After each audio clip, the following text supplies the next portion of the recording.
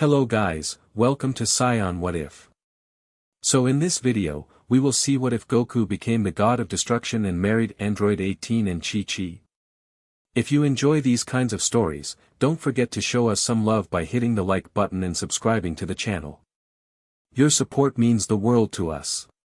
Now, let's start the story. Chapter 1, Divine Succession. Goku stuffed another massive dumpling in his mouth as the other Z fighters lounged around Bulma's garden. The afternoon sun beat down on Capsule Corp's expansive grounds where everyone had gathered for what Whis had cryptically called an important announcement. Save some for the rest of us, Goku. Bulma snapped, watching him demolish the buffet table. Sorry, he laughed, mouth still full. Can't help it. Fighting makes me hungry. Chi-Chi rolled her eyes from across the yard where she sat with Videl. After all these years, her husband's appetite still amazed her. She smoothed her simple purple dress and tried to ignore the familiar twinge of worry. Important announcements from divine beings rarely meant anything good. Android 18 leaned against a tree nearby, arms crossed, watching Krillin chase after Marin. Unlike the others, she didn't bother pretending this was just another party. Something was off with the gods of destruction today. Beerus looked tired. And Whis kept shooting strange glances at Goku. Hey 18, want some punch? Krillin called out. She shook her head. No thanks. I'm good. The sky suddenly darkened. Not like clouds passing overhead, more like reality itself dimming. Everyone tensed. Finally, Vegeta muttered. Let's get this over with. A brilliant flash of light erupted in the center of the garden, and when it faded, a dozen figures stood there. Gods of destruction from every universe, their attendants hovering nearby.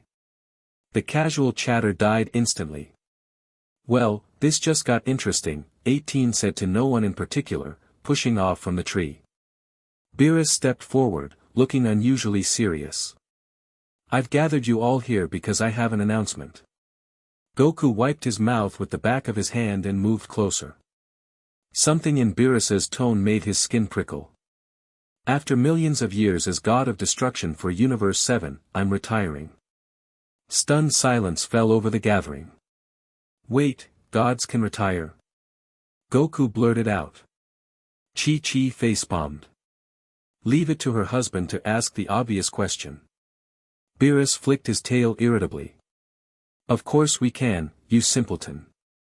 Destruction is exhausting work. Whis smiled serenely, tapping his staff on the ground. Lord Beerus has served admirably, but even gods grow weary. The Omni King has approved his request. Vegeta pushed forward. So who's taking over? Another cat? That's precisely why we're here, Whis said, his voice light but his eyes serious. The succession of a destruction god is not taken lightly. The candidate must be chosen carefully. The air grew heavy with anticipation. Several of the other gods shifted uncomfortably, clearly not thrilled about Universe 7's transition. Get on with it, growled Belmod, the clown-faced god from Universe 11. Whis's staff glowed brightly. After careful consideration and consultation with the Oracle Fish, I've selected the next god of destruction for Universe 7. Everyone leaned forward. Chi-Chi found herself holding her breath, a strange dread settling in her stomach. Whis pointed his staff directly at Goku. Son Goku, step forward. The collective gasp was audible. Vegeta's face contorted in shock and rage. Piccolo's eyes widened. Gohan dropped the plate he was holding. But nobody looked more surprised than Goku himself. Me? But I don't want to destroy stuff, he protested, pointing at himself in disbelief. That's like, the opposite of what I'm about. Chi-Chi pushed through the crowd. Absolutely not. My husband is not becoming some destruction god. He has responsibilities here, on Earth. Beerus yawned. Told you they'd react this way. Goku is uniquely qualified, Whis explained calmly. The prophecy specifically mentions a Mortal who has achieved divine power through his own merit, who has fought gods as equals, and who understands the balance between creation and destruction. There must be someone else, Chi-Chi insisted, grabbing Goku's arm. Android 18 moved closer too, surprisingly concerned. This sounds suspicious. Why Goku? Kampa, Beerus's rotund brother, waddled forward. Because the idiot is the strongest mortal we've found, obviously. Though if you ask me, it's a terrible choice. He doesn't have the temperament. Exactly. Goku agreed eagerly. Silence, thundered Beerus, and purple energy crackled around him. This isn't a democracy. The choice has been made. The Oracle Fish's prophecy was clear.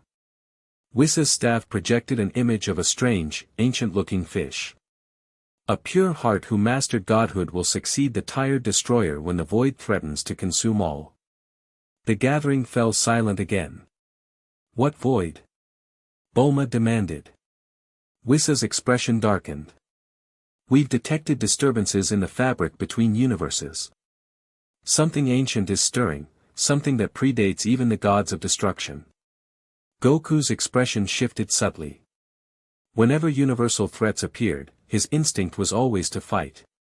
Is it strong? Goku. Chi-Chi snapped. That's not the point. Actually, it is, Whis corrected gently. We need a god of destruction who can handle what's coming. The transfer must happen immediately. Vegeta stepped forward, fists clenched. Why not me? I've trained just as hard as Kakarot. Your heart still hungers for power itself, Beerus said dismissively. Goku only wants the challenge. That makes him safer. I haven't agreed to anything. Goku protested. You don't have a choice, Beerus retorted. Unless you want to watch everything you care about crumble into the void. Goku's eyes narrowed. He looked at his friends, his sons, and finally at Chi-Chi's worried face. If I do this, what happens to my family? They remain here, Quitella, the mouse god, squeaked. Gods don't have families. Then I refuse, Goku said flatly. Whis raised an eyebrow. Perhaps we can make an exception, given the circumstances. Chi-Chi could remain your wife, though your duties would often take you away. Chi-Chi grabbed Goku's hand. Don't do this. Goku squeezed her fingers gently. If something bad's coming, and I'm the only one who can stop it as this destruction god thing, don't I have to try? Android 18 stepped closer. Goku, think about what you're agreeing to. You'd be destroying planets, killing billions. Only when necessary, Whis interjected. Balance requires destruction, not wanton violence. Goku looked torn. Can I have some time to think about it? We have no time, Beerus snapped. The void grows stronger by the moment. Decide now, Scion. Goku took a deep breath and looked at the sky. If I say yes, you have to promise my family stays safe. And I don't destroy anything unless it's absolutely necessary. Those terms are acceptable, Whis agreed before any other god could protest. Goku, no. Chi-Chi cried. But Goku's mind was made up. I'll do it. The gods murmured among themselves. Some looked relieved, others suspicious. Very well, Whis said. The ceremony will begin immediately. Ceremony? Goku asked. Can't you just, I dunno, give me the job? Beerus snorted. Idiot. The power of destruction must be transferred properly. It's not just a title. Whis tapped his staff, and a complex circle of light appeared on the ground. Everyone stand back. Lord Beerus, if you please. The gathered Z fighters retreated to the edges of the garden. Chi-Chi tried to stay, but Gohan gently pulled her back. Mom, it could be dangerous. I don't care. Your father's making another hasty decision without thinking it through. When has that ever not been the case? Android 18 muttered, standing beside her. Goku stepped into the glowing circle opposite Beerus. The skinny cat god looked almost relieved as he took his position. Is this gonna hurt? Goku asked nervously. Probably, Beerus replied with a fanged smile. Whis raised his staff. The transfer requires complete focus.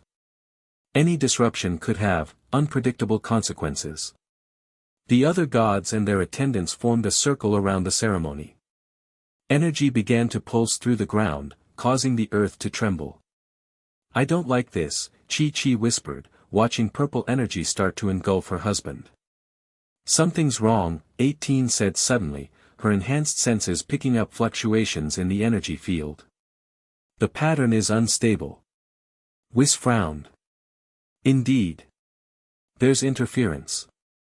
High above them, a tiny crack appeared in the sky, a hairline fracture in reality itself. Dark energy seeped through, invisible to most, but Android 18's sensors detected it immediately. Above us, she shouted. Too late. The dark energy plunged downward, striking the transfer circle just as Beerus released his destruction power toward Goku. The explosion was deafening. A shockwave of purple energy blasted outward, sending everyone flying. Only the gods remained standing, shielding themselves with their auras. When the dust settled, Goku floated several feet above the ground, his body wreathed in purple destructive energy mixed with his familiar blue ki.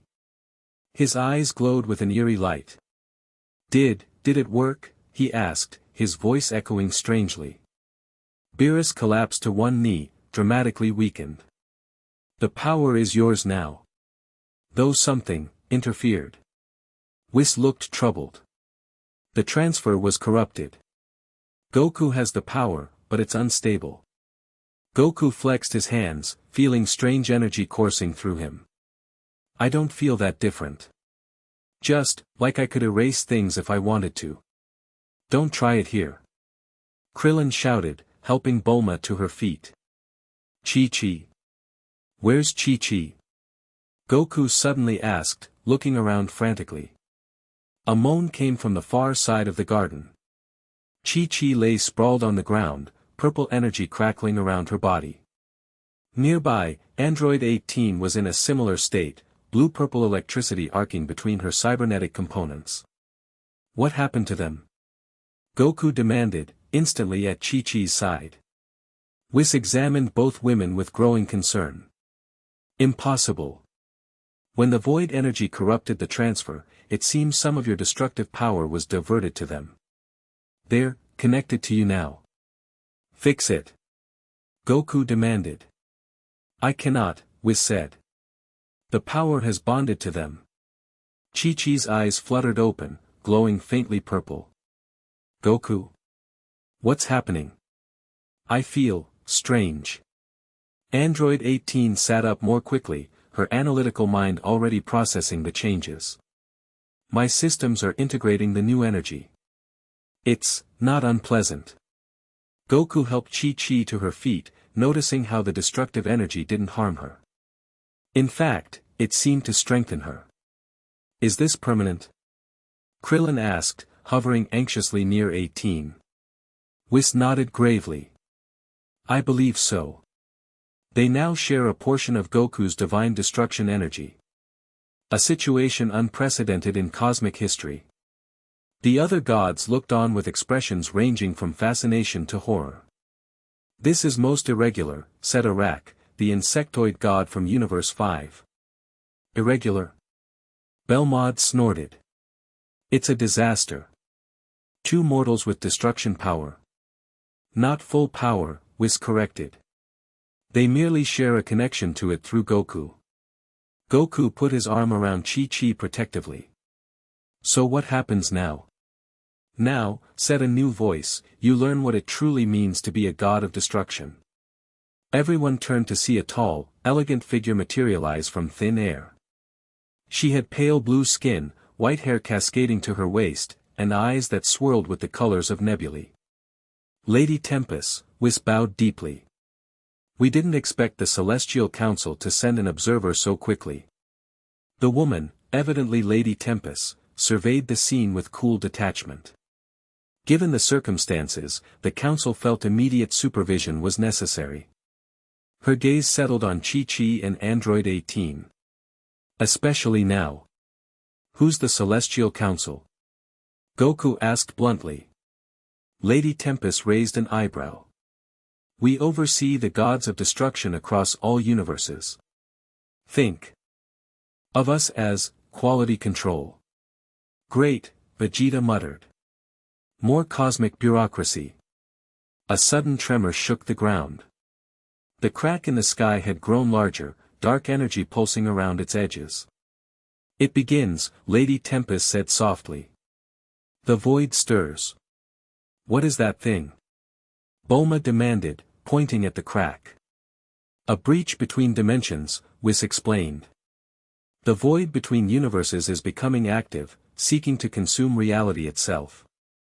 And that's why you needed a new god of destruction? Gohan asked, putting the pieces together. Precisely, Whis confirmed. Lord Beerus's power had waned. We need Goku at full strength to combat what comes next. As if on cue, a distortion rippled through the air. Reality itself seemed to bend and warp, and a figure stepped through, humanoid but wrong somehow, like a photograph slightly out of focus. Lord Xenos, Lady Tempest said, her voice hardening. The figure solidified into a man-shaped being with skin like black marble shot through with veins of glowing purple. His eyes were empty white voids. Tempest, he acknowledged with a voice that seemed to come from everywhere and nowhere. I see Universe 7 has a new destroyer. How fortuitous for me. Goku stepped forward instinctively. Who are you? Xenos smiled, revealing teeth like shards of obsidian. I am what existed before creation. The void given form. And you, little god, are in my way.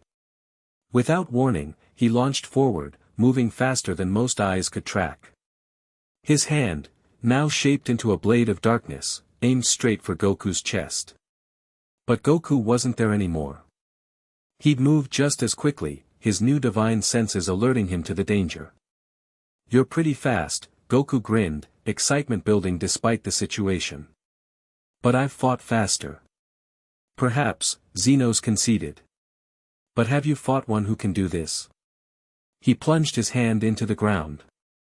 Immediately, the area began to disintegrate, turning to dust that vanished into nothingness. The destruction spread in a rapidly expanding circle. Everyone back. Whis shouted. Goku's eyes widened as he realized what was happening. He's destroying everything. Acting on instinct, Goku thrust his hand forward. Purple energy erupted from his palm, meeting the advancing wave of destruction. Where they collided, reality stabilized. Interesting, Xenos mused. You've already figured out how to use your new powers defensively. Goku gritted his teeth, struggling to contain the spreading destruction. It was like nothing he'd ever felt before, not energy, not matter, but the absence of both. I can't hold it. He gasped. Suddenly, he felt a warm hand on his shoulder. Chi-Chi stood beside him, her eyes glowing with the same purple energy. We're in this together, she said firmly. On his other side, Android 18 appeared, placing her hand on his other shoulder. 3 against 1. Better odds. Something remarkable happened. The energy flowing from Goku stabilized, strengthened by the connection to Chi-Chi and 18. The destructive wave receded, forced back toward Xenos. The void being's expression flickered with surprise. A triad bond? Impossible. Whis watched with fascination. The corruption of the transfer, it created a circuit between them. Goku felt power flowing through the three of them in perfect harmony, and with a shout, he pushed back against Xenos' destruction. The void energy collapsed in on itself, and Xenos staggered backward. This isn't over, the void being snarled. You have no idea what's coming, God of Destruction. Enjoy your borrowed power while it lasts. With that, he vanished into another tear in reality, which sealed itself behind him. In the silence that followed, Goku turned to Chi-Chi and 18, bewilderment clear on his face. What just happened? How did you do that? We didn't do anything, 18 said, examining her hands which still glowed faintly. It just happened. Chi-Chi looked equally confused. I felt what you were trying to do, and I just helped. Lady Tempest approached, studying the three of them with new interest. A development none of us predicted. The three of you now share a bond through the destruction energy. Your powers are linked. Is that good or bad? Goku asked. Both, Lady Tempest replied cryptically. It makes you more powerful, certainly. But it also makes you vulnerable. If one falls, they all fall, Whis finished grimly. Beerus, still weakened from the transfer, laughed suddenly. Well, that solves one problem at least. Goku was worried about leaving his wife behind, now she's part of the package. This is serious, Piccolo growled. Indeed, Lady Tempest agreed. The Celestial Council will want to examine this development closely. And you, Goku, must begin your training immediately. You barely managed to control your power against a minor incursion from Xenos. Minor? Krillin squeaked. He almost wiped out Capsule Corp. He was testing your new god of destruction, Lady Tempest explained. And he found a surprise, the bond between these three. Goku looked at Chi-Chi and Android 18, realization dawning. So we're stuck like this? Connected? It appears so, Whis confirmed. And the connection will likely grow stronger with time. Krillin approached 18 cautiously. Are you okay with this? The android shrugged, though uncertainty flickered in her eyes. Not like I have much choice. Besides, she glanced at Goku and Chi-Chi, there are worse people to be cosmically bonded to. Chi-Chi wasn't taking it as well. So not only is my husband a god of destruction now, but I'm, what? Part of it too. And sharing that with her? She jabbed a finger toward 18. Hey, I'm not thrilled either, 18 retorted. Ladies, please, Whis interjected smoothly. This situation is unprecedented, but not necessarily unfortunate. The bond gives you protection and power. And makes you targets, Lady Tempest added bluntly. Xenos will be back, and he'll try to exploit this connection. Goku's expression hardened. Then we need to get stronger. All of us. Finally, something sensible, Vegeta muttered. Whis tapped his staff on the ground. We should relocate to Lord Beerus's planet immediately. It's safer, and I can begin Goku's training. What about us? Chi-Chi asked, gesturing between herself and 18. You'll need to come as well, Whis said. The bond between you is too new, too unstable. Separation could be problematic. Krillin stepped forward. Then I'm coming too. No, Lady Tempest said firmly. Only those bound by the destruction energy. Others would not survive the training. But, Krillin began. 18 knelt down to look him in the eye. I'll be fine. Take care of Marin. This is, God stuff now. The reality of the situation was finally sinking in for everyone. Goku wasn't just going away. For training this time, he was assuming a divine role, with Chi-Chi and Android 18 somehow part of that package. Gohan, Goten, Goku said, turning to his sons. I need you to protect Earth while I'm gone. Vegeta will help. Count on it, Gohan nodded, though concern lined his face. And the rest of us? Bulma asked. Prepare, Lady Tempest advised. The void breaches will continue. What you saw today was merely the beginning. Whis raised his staff. We must depart. Goku, Chi-Chi, 18, come stand by me. The three moved closer to Whis. Chi-Chi gave one last tearful look at her sons before taking Goku's hand. On his other side, 18 stood straight and composed, though her eyes lingered on Krillin and Marin. "We'll be back soon," Goku promised, though even he didn't sound convinced. "Good luck, Kakarot," Vegeta said gruffly. "Try not to destroy too much." Goku's trademark grin returned briefly. "No promises." With that, Whis tapped his staff, and the four of them vanished in a column of light, leaving behind a group of stunned and worried friends and family. Beerus's planet looked different somehow. Goku had been here many times before, but now he noticed details he'd missed, the subtle energy flowing through the massive tree at its center, the way time itself seemed to move differently here. "Your perception is enhanced by your new status," Whis explained, noting Goku's wandering gaze. "You see reality as it truly is now." Chi-Chi spun around slowly, taking in the alien landscape. "It's beautiful, in a strange way." "It'll be your home now," Beerus yawned, already heading toward his chambers. "I'm taking a long nap.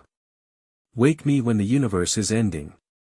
"Aren't you going to help train Goku?" 18 asked. Beerus waved dismissively.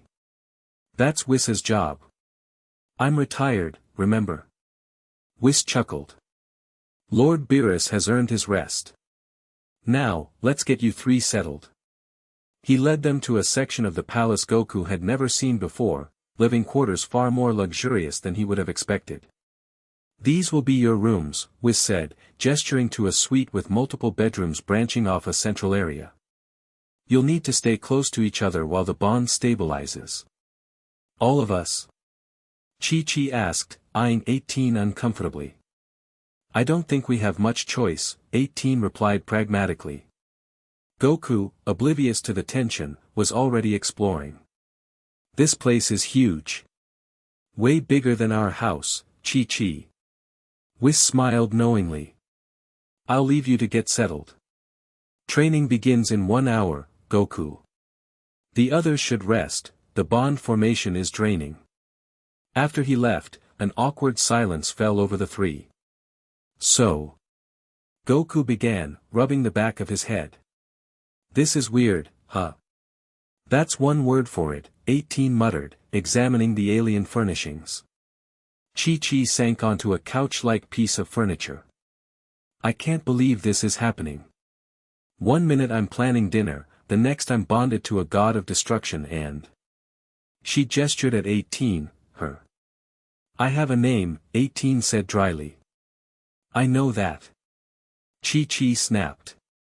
"This is just a lot to process." Goku sat between them, looking uncharacteristically thoughtful. "I can feel both of you," he said suddenly. "In here." He tapped his chest. "Like, extra heartbeats or something." The women paused, considering. "I feel it too," 18 admitted. "Both of you. It's strange." Chi-Chi closed her eyes. "Yes. Like, knowing where you are without looking." A sudden sharp pain made all three wince simultaneously. "What was that?" Chi-Chi gasped. "The bond settling," Lady Tempest said, appearing in the doorway. "It will be uncomfortable for a while." Goku jumped to his feet. "You could knock, you know." The Celestial being ignored his complaint. "I've been consulting the ancient records. There's very little about triad bonds, but what exists suggests your connection will grow stronger and more complex." "Meaning what, exactly?" 18 asked. "Shared emotions, eventually. Shared power. Shared pain," Lady Tempest listed clinically. "The destruction energy flows between you now, seeking equilibrium." Chi-Chi looked horrified. "We'll feel everything each other feels." "Not everything," Lady Tempest clarified. "But strong emotions, yes. Physical sensations, sometimes." Goku scratched his head. "So if I stub my toe?" "They might feel it, yes," Lady Tempest confirmed. "Though distance may affect the strength of such sharing." "Great," 18 sighed. "Just what I always wanted. 2 roommates in my head." Goku suddenly grinned. "But hey, this could be really useful in a fight. Like, we'd always know what the others are planning. Despite themselves, both women smiled at his characteristic optimism. There is that, Chi-Chi conceded. Lady Tempest studied them with those swirling cosmic eyes. The bond creates opportunities, yes. But also vulnerabilities. Xenos will target what he perceives as the weakest link. That would be me, Chi-Chi said glumly. I'm just a housewife. Don't sell yourself short, 18 said, surprising them all. You raised 2 half-Saiyan boys and kept Goku in line. That takes serious strength. Chi-Chi blinked, caught off guard by the compliment. Lady Tempest nodded. The android is correct. And regardless, you both now have access to destruction energy. With training, you can learn to use it. Goku's eyes widened. You mean Chi-Chi and 18 can be destroyers too? Not exactly, Lady Tempest clarified. But they can channel the power in limited ways. They may develop specializations. Before any of them could ask what that meant, Whis appeared at the door. Time for training, Goku, he announced cheerfully. Ladies, I suggest you rest and try to acclimate to your new connection. Goku bounced to his feet, excited despite everything. Already? Great. I want to see what this destruction power can do. Chi-Chi rolled her eyes fondly. Some things never change. As Goku followed Whis out, Lady Tempest turned to the women. While he learns destruction, you two should learn each other. The stronger your connection, the stronger all 3 of you will be. With that cryptic advice, she vanished as suddenly as she'd appeared. Chi-Chi and 18 looked at each other awkwardly. So. Chi-Chi began. So, 18 echoed. I guess we're stuck with each other. 18 shrugged.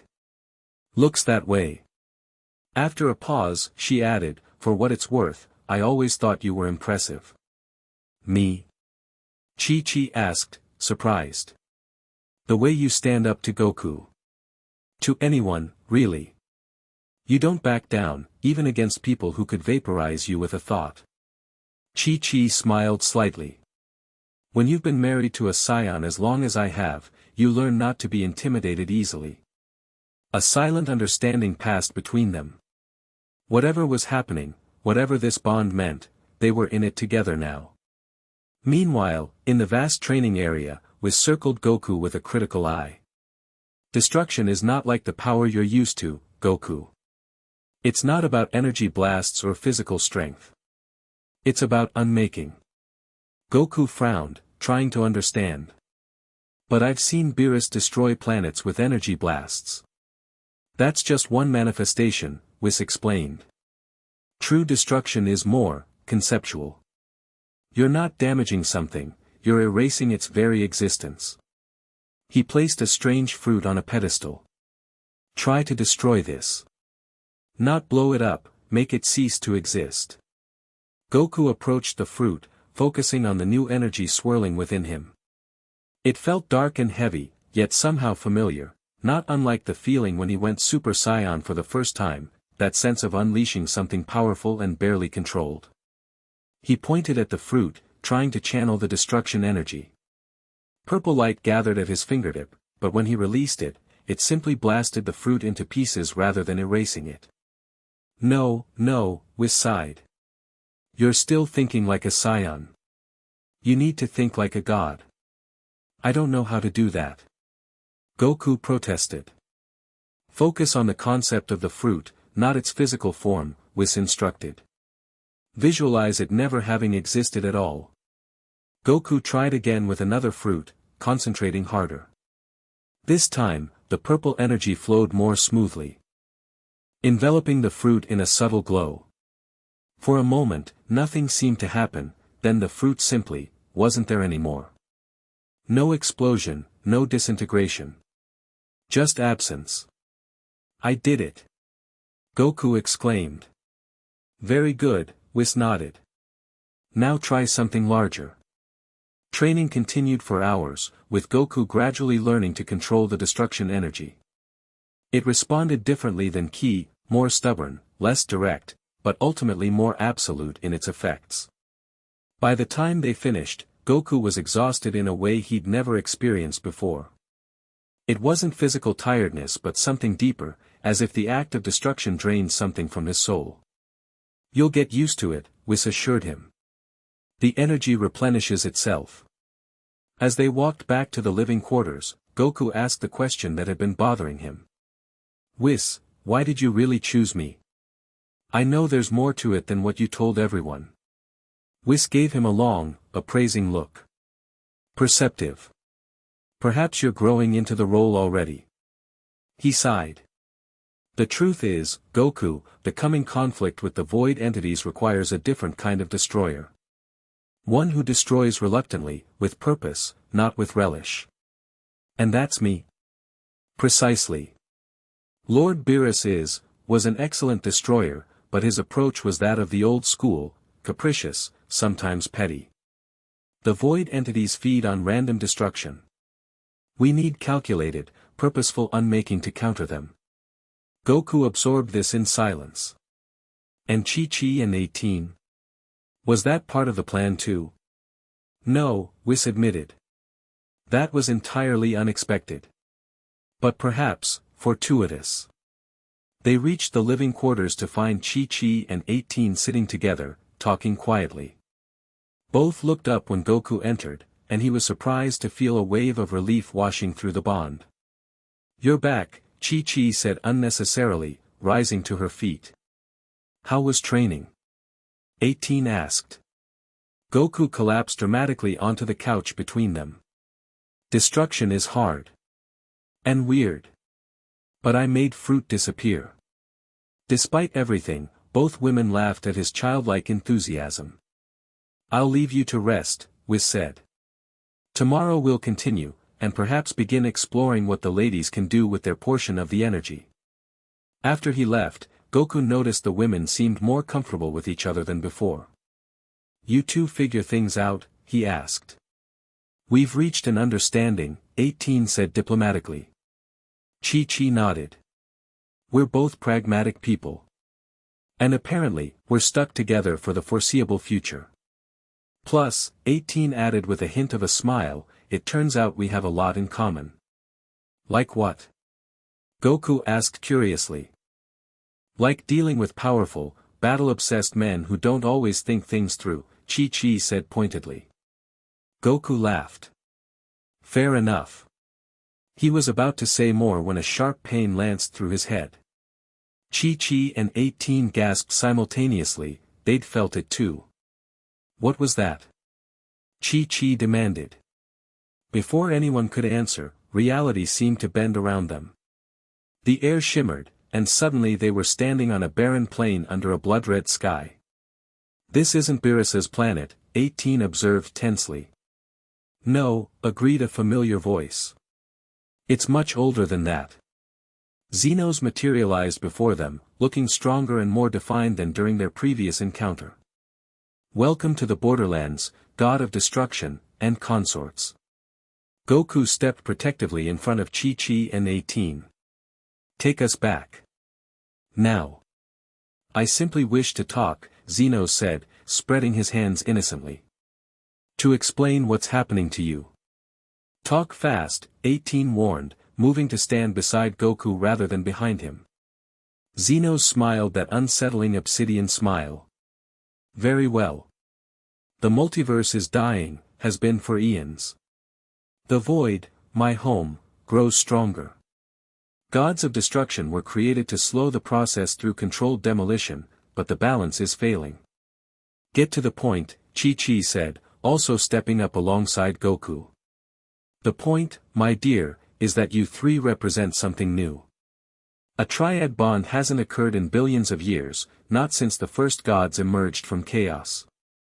Xenos began circling them. Such power could tip the scales, in either direction. Goku's eyes narrowed. "You want us to help you destroy everything."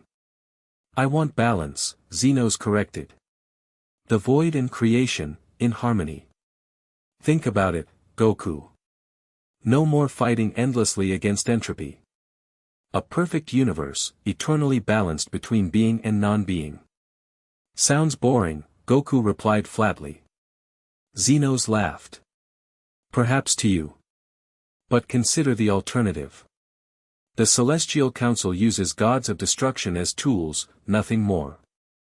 When you've served your purpose, they'll discard you, just as they've done with countless others. Why should we believe you? 18 asked coolly. You shouldn't, Xenos admitted. Not yet. But watch closely how your allies treat you. How much they're not telling you.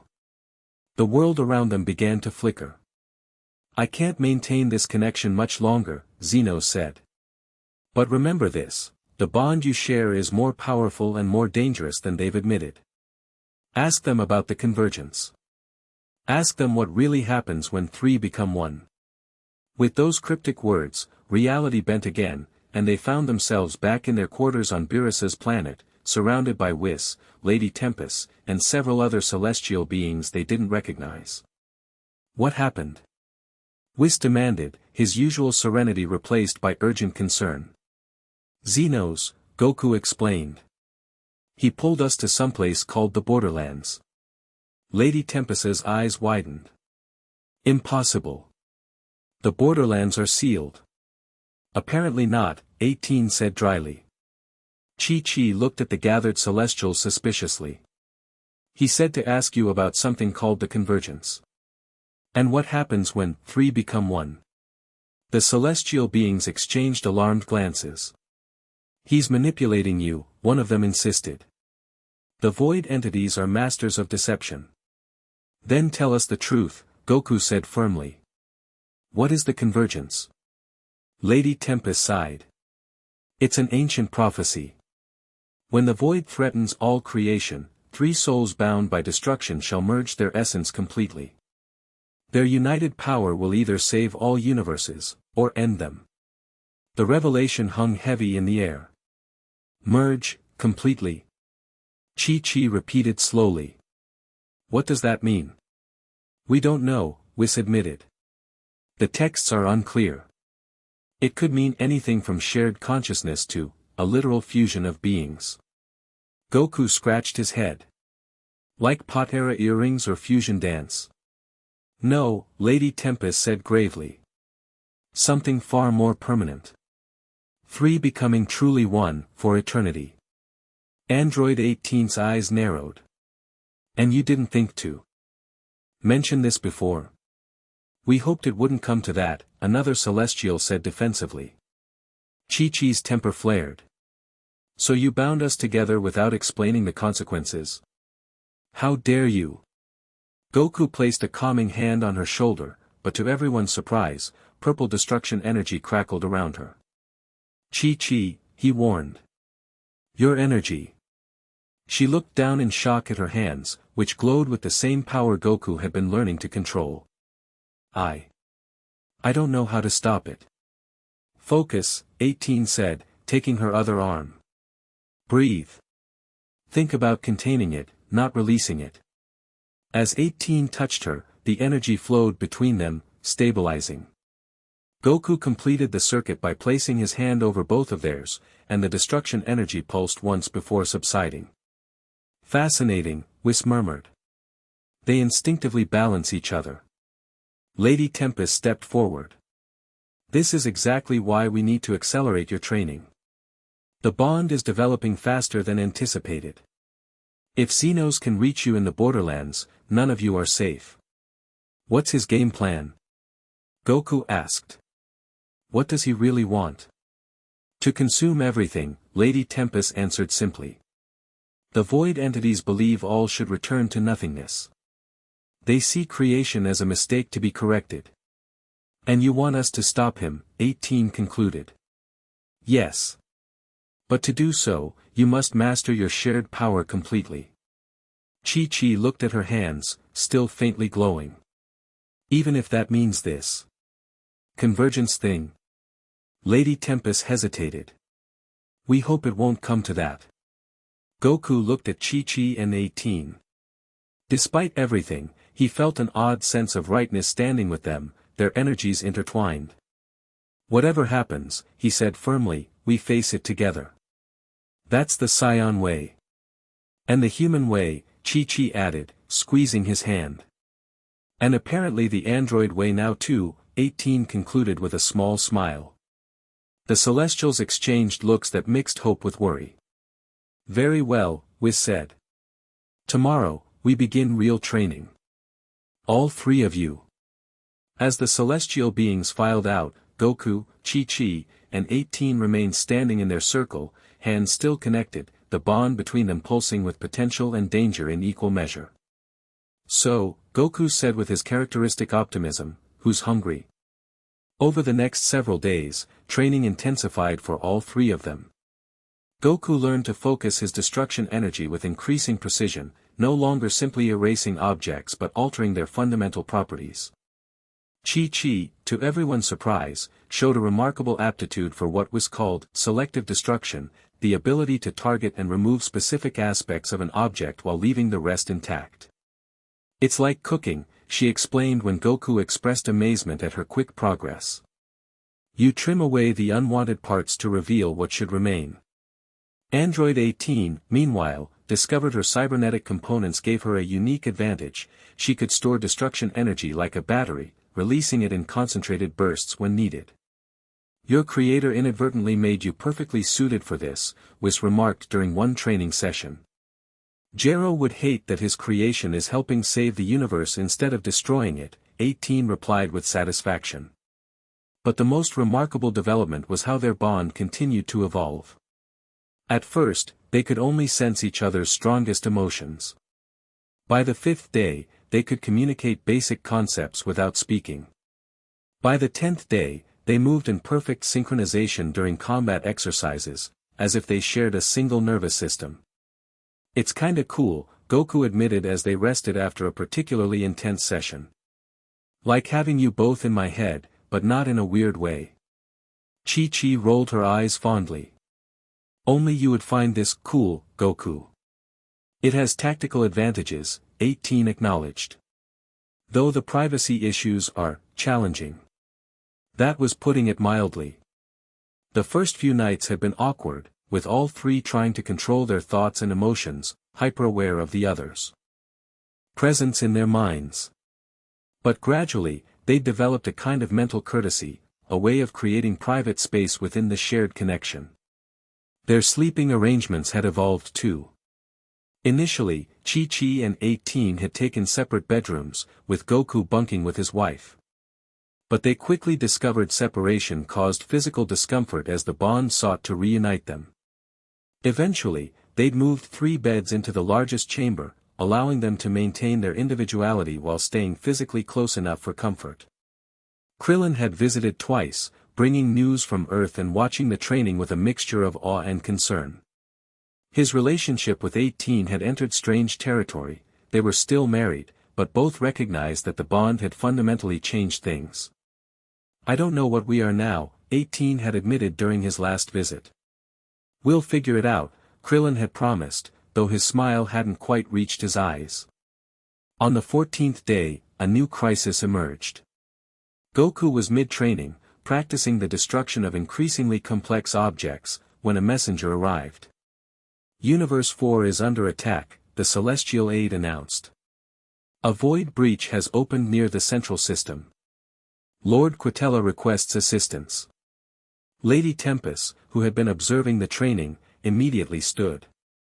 It's time. Goku must fulfill his duties as god of destruction. But I'm not ready. Goku protested.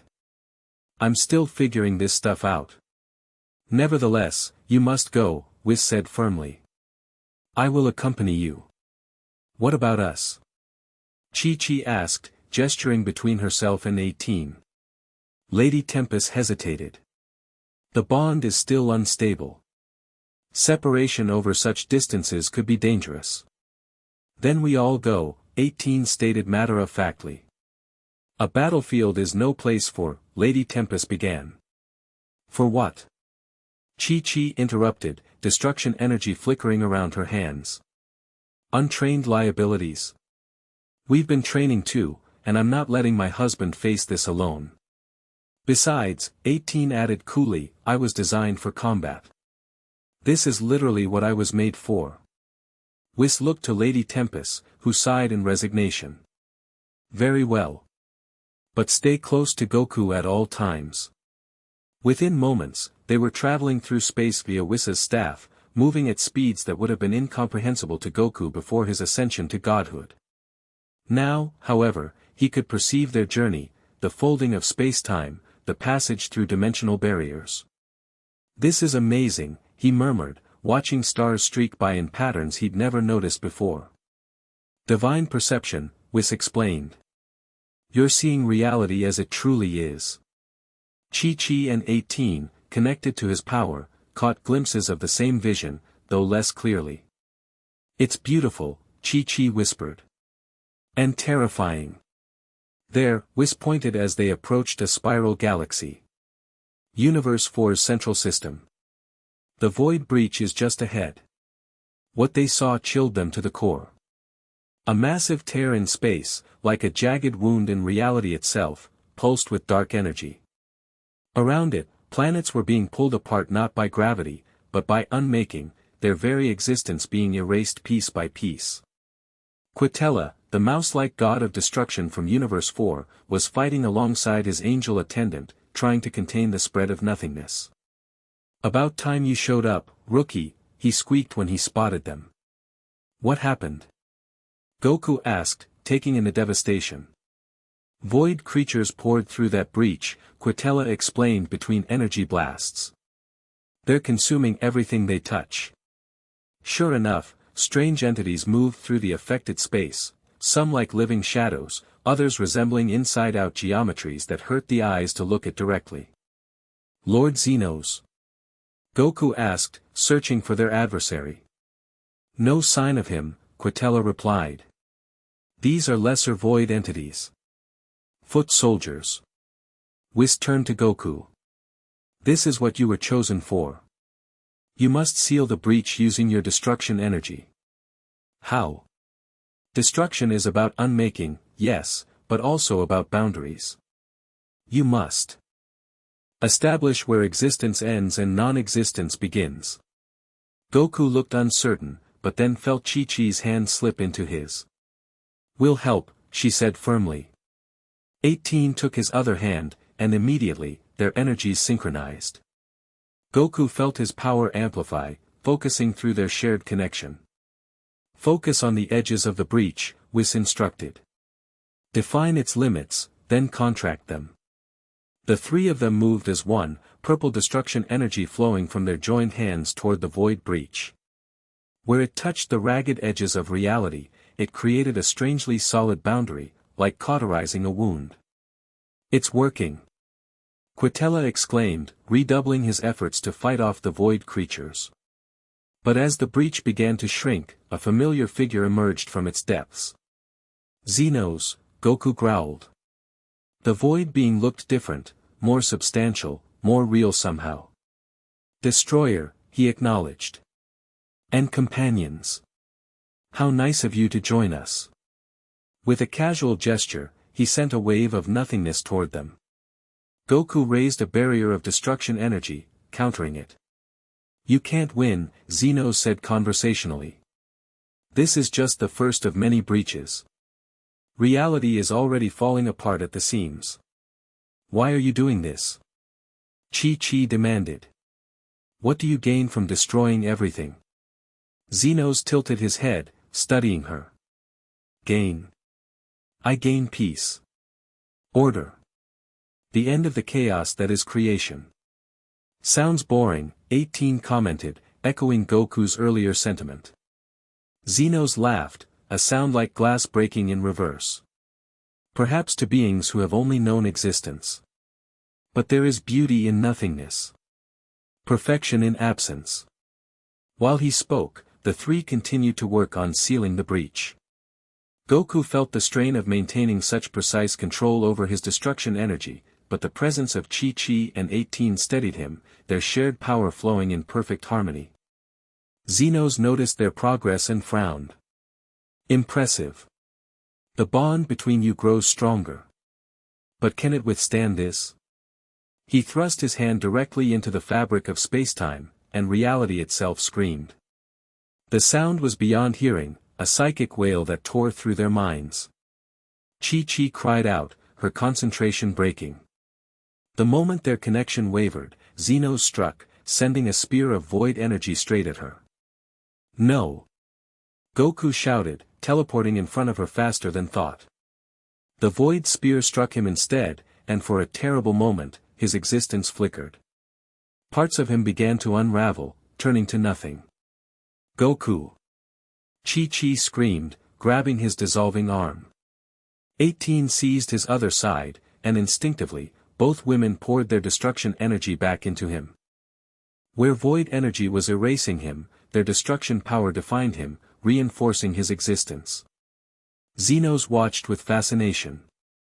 So the bond works both ways. You can restore as well as destroy. Quitella took advantage of his distraction to attack from behind, but Xenos merely absorbed the mouse god's destruction energy, growing stronger. Your old methods won't work, he told Quitella. Only they can stop me. He gestured to the triad. Goku, now stabilized by Chi-Chi and 18's energy, straightened up. Then that's exactly what we'll do. Something new was happening between them. Their destruction energy was changing, taking on a golden hue as it mixed with Goku's ki. What is this? Xenos asked, genuine concern crossing his features. Balance, Whis said quietly, observing with keen interest. The golden-purple energy surged from the three of them in a unified blast, striking Xenos square in the chest. Where it touched him, his void form solidified, becoming subject to the laws of reality. No, he cried, his voice suddenly physical rather than omnipresent. What are you doing to me? Defining you, Goku answered, though the voice seemed to come from all three of them at once. Giving you boundaries. Xenos roared in pain and frustration, then vanished back through the breach before they could finish the process. Without his presence, the remaining void creatures lost cohesion, and the breach itself became more manageable. Working together, Goku, Chi-Chi, and 18 sealed it completely, their combined energy creating a permanent barrier where the tear had been. When it was done, all three collapsed to their knees, exhausted beyond measure. That was. Goku panted. Incredible, Chi-Chi finished. Painful, 18 added dryly. Quitella approached, eyeing them with newfound respect. Not bad, rookie. Not bad at all. Whis helped them to their feet. You've done well for your first official act as God of Destruction, Goku. But this was just the beginning. Xenos will be back, Lady Tempest agreed, having observed the entire battle. And now he knows more about your capabilities. He ran away, 18 pointed out. That means we hurt him. Yes, Lady Tempest nodded. You did something none have managed before, you made a void entity subject to physical laws, however briefly. How did we do that? Chi-Chi asked. Your unique bond, Whis explained. The combined energy is neither purely destructive nor purely creative, it exists in the balance between, where both void and reality must obey certain rules. Goku looked at his hands, still glowing faintly with that golden-purple energy. So we can beat him? Perhaps, Lady Tempest said cautiously. But at what cost? The energy you channeled was dangerously close to convergence energy. The three become one thing, Goku remembered. Yes. And once that process begins, it cannot be reversed. The implications hung heavy between them. To defeat Xenos completely might require sacrifice beyond imagining, the permanent merging of their very beings. Let's go home, Goku said finally. We need to rest before he comes back. As Whis prepared to transport them, Quitella approached once more. The other gods are watching, he told Goku quietly. What you three did today, it changes things. Be careful who you trust, even among us. With that cryptic warning, he stepped back, leaving Goku to wonder just what they'd gotten themselves into, and whether they'd still be themselves when it was over. Chapter 2, hearts-aligned Goku jolted awake, destruction energy crackling across his skin.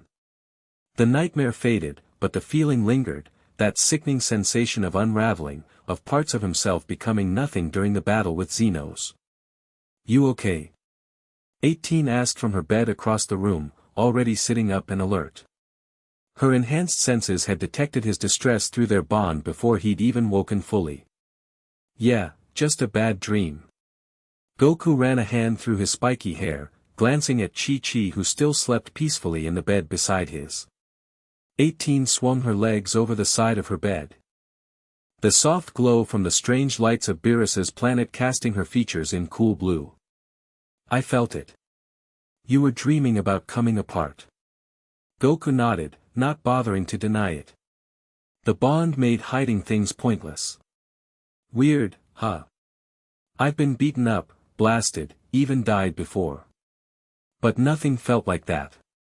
"Because it wasn't just physical damage," 18 said, moving to sit at the foot of his bed. "He was erasing your existence. Even your cells' memory of being cells." Chi-Chi stirred, their voices and the emotional ripples through their bond finally reaching her. "What's happening?" she mumbled, pushing herself up. "Goku?" "Nothing, just talking," he assured her with a smile that didn't quite reach his eyes. Chi-Chi frowned, fully awake now. "Don't lie. I can feel your anxiety." She reached out, taking his hand. The moment they touched, a wave of calm flowed between them, the bond automatically balancing their emotions. 18 watched the exchange, still adjusting to the intimacy of their connection. 2 weeks into this arrangement, and boundaries continued to blur in ways none of them had anticipated. "We should try to get more rest," she suggested practically. Whis said tomorrow's training would be intense. Goku nodded but made no move to lie back down. "Do you guys ever wonder if we made a mistake? Taking this on?" The question hung in the air, surprisingly vulnerable coming from the usually carefree Saiyan. Chi-Chi squeezed his hand. "We didn't exactly choose this, Goku." "But I did," he insisted. "I could have refused. And let everything be destroyed?" 18 asked with a raised eyebrow. "That's not who you are." "Besides," Chi-Chi added, "since when does Son Goku back down from a challenge?" That earned a genuine smile from him. "Yeah, you're right." He looked between the two women, gratitude flowing through the bond. "Thanks." "For what?" 18 asked. "Being here. Keeping me steady." He tapped his temple. "In here." Chi-Chi yawned, leaning against his shoulder. "Where else would we be? It's not like we have a choice now." Despite her practical words, the feeling that flowed through their connection was warmer, affection tinged with exasperation, the emotional signature that was uniquely Chi-Chi. 18 stood, moving back toward her own bed, but paused. Through the bond, she felt an unexpected tug, a desire for closeness that wasn't entirely her own. "This is getting weird," she muttered, but instead of returning to her bed, she sat on Goku's other side. The three of them sat in silence for a moment, shoulders touching, the bond humming contentedly at their proximity. "We're going to have to talk about this eventually," 18 said finally. "About what?" Goku asked, genuinely confused. Chi-Chi sighed. "About us, Goku. This arrangement. These feelings that aren't entirely our own." "Oh." His face scrunched in thought. "Is it bad?" "The feelings, I mean." "Not bad," 18 admitted. "Just, complicated." Chi-Chi nodded. "I've been married to Goku for years. You're married to Krillin. And now we're all connected. Feeling things for each other that we wouldn't normally. The bond is changing us," 18 agreed. "I'm not sure where my feelings end and yours begin anymore." Goku scratched his head. "Maybe it doesn't matter. Where they come from, I mean. If they're real now, they're just real." Both women stared at him, surprised by the unexpected wisdom. "That's actually profound, Goku," 18 said. He grinned. Hey, I have my moments. Chi-Chi shook her head fondly. We should get some sleep. No point figuring all this out at 3 in the morning.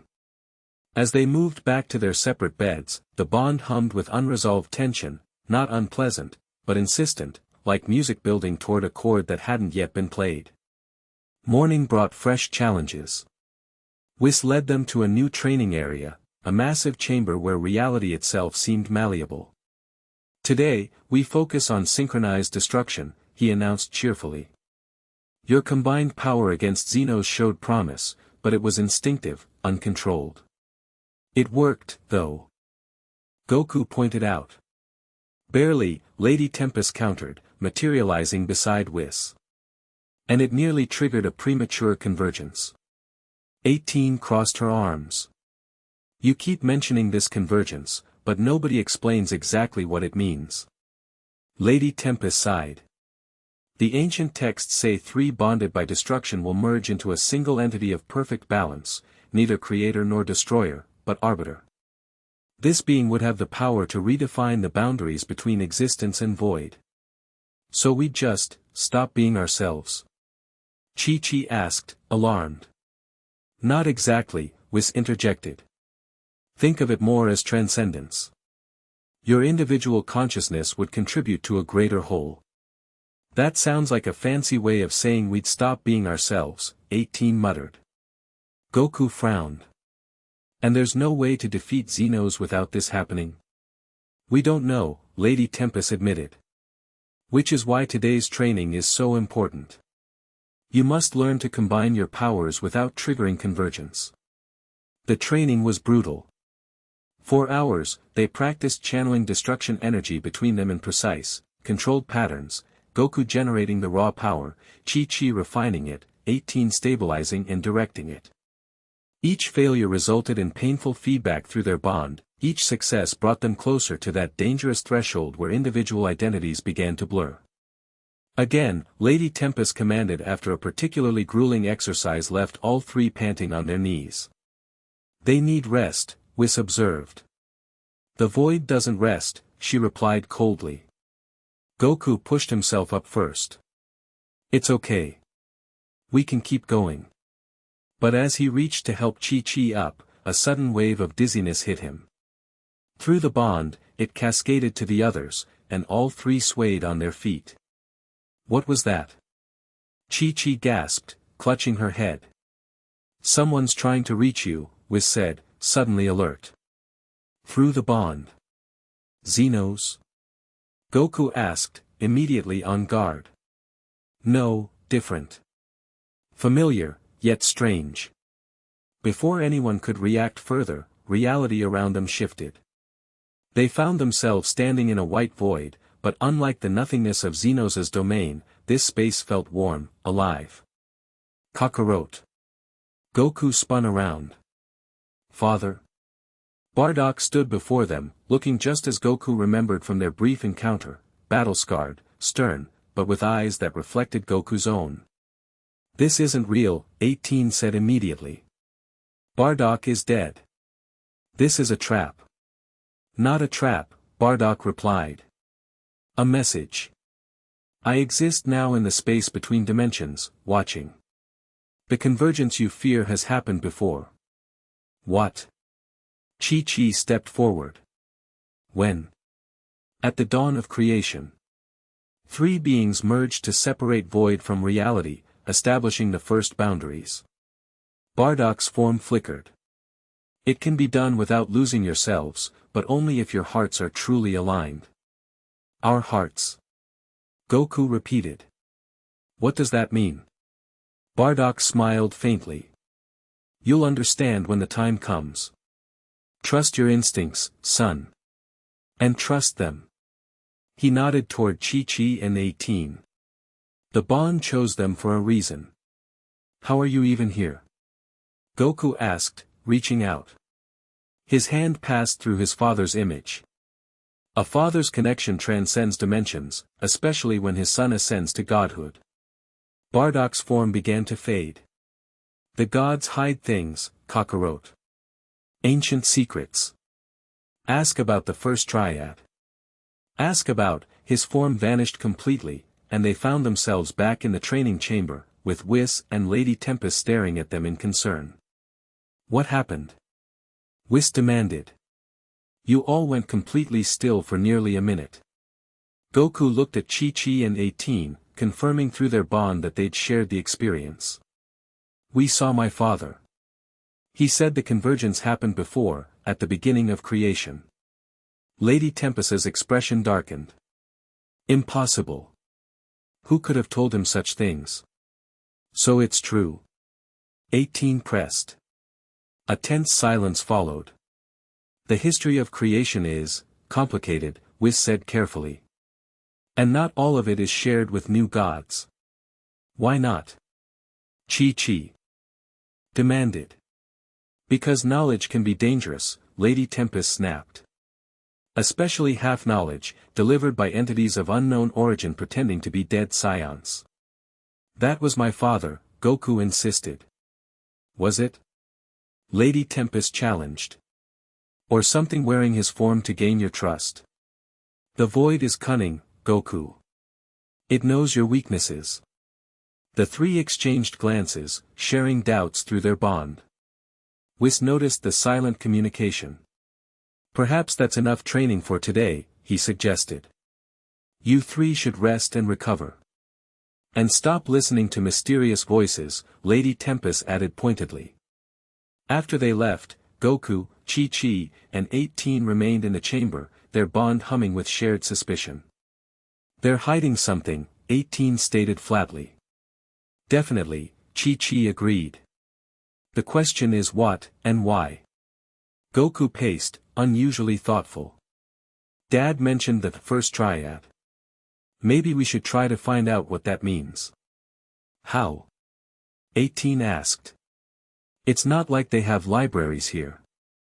And I doubt they'll just tell us if we ask. Chi-Chi's eyes lit up. Maybe not them, but what about Beerus? He's retired, not gone. And he's never exactly been a stickler for rules. Worth a shot, Goku agreed. He's usually napping in the North Tower. They made their way through the palace's winding corridors, their bond allowing them to move in perfect coordination, sensing any approach before it happened. They reached Beerus's new quarters without encountering anyone. Lord Beerus. Goku called, knocking on the ornate door. You awake? A grumbling came from inside, followed by shuffling. The door cracked open, revealing Beerus in a silken robe, eyes narrowed in irritation. What part of retirement did you not understand, Scion? He growled. Sorry to bother you, but we need information. About the first triad. Beerus's ears perked up, his eyes suddenly alert. Who told you about that? So it is real, 18 observed. Beerus glanced down the hallway. Get in here, quickly. They filed into his chambers, which were decorated with luxurious pillows and strange artifacts from across the universe. Sit, he commanded, dropping onto a pile of cushions. And keep your voices down. Even walls have ears in this place. You mean Whis is listening? Goku asked. Whis, Lady Tempest, the whole Celestial Council. Beerus's tail flicked irritably. Why do you think I sleep so much? It's the only privacy I get. Chi-Chi leaned forward. What's the first triad? And what does it have to do with the convergence? Beerus studied them for a long moment. How much do they tell you about the creation of the universes? Not much, Goku admitted. Just that the Grand Zeno created everything. Beerus snorted. A simplified version of events. The truth is Messier. He stretched lazily before continuing.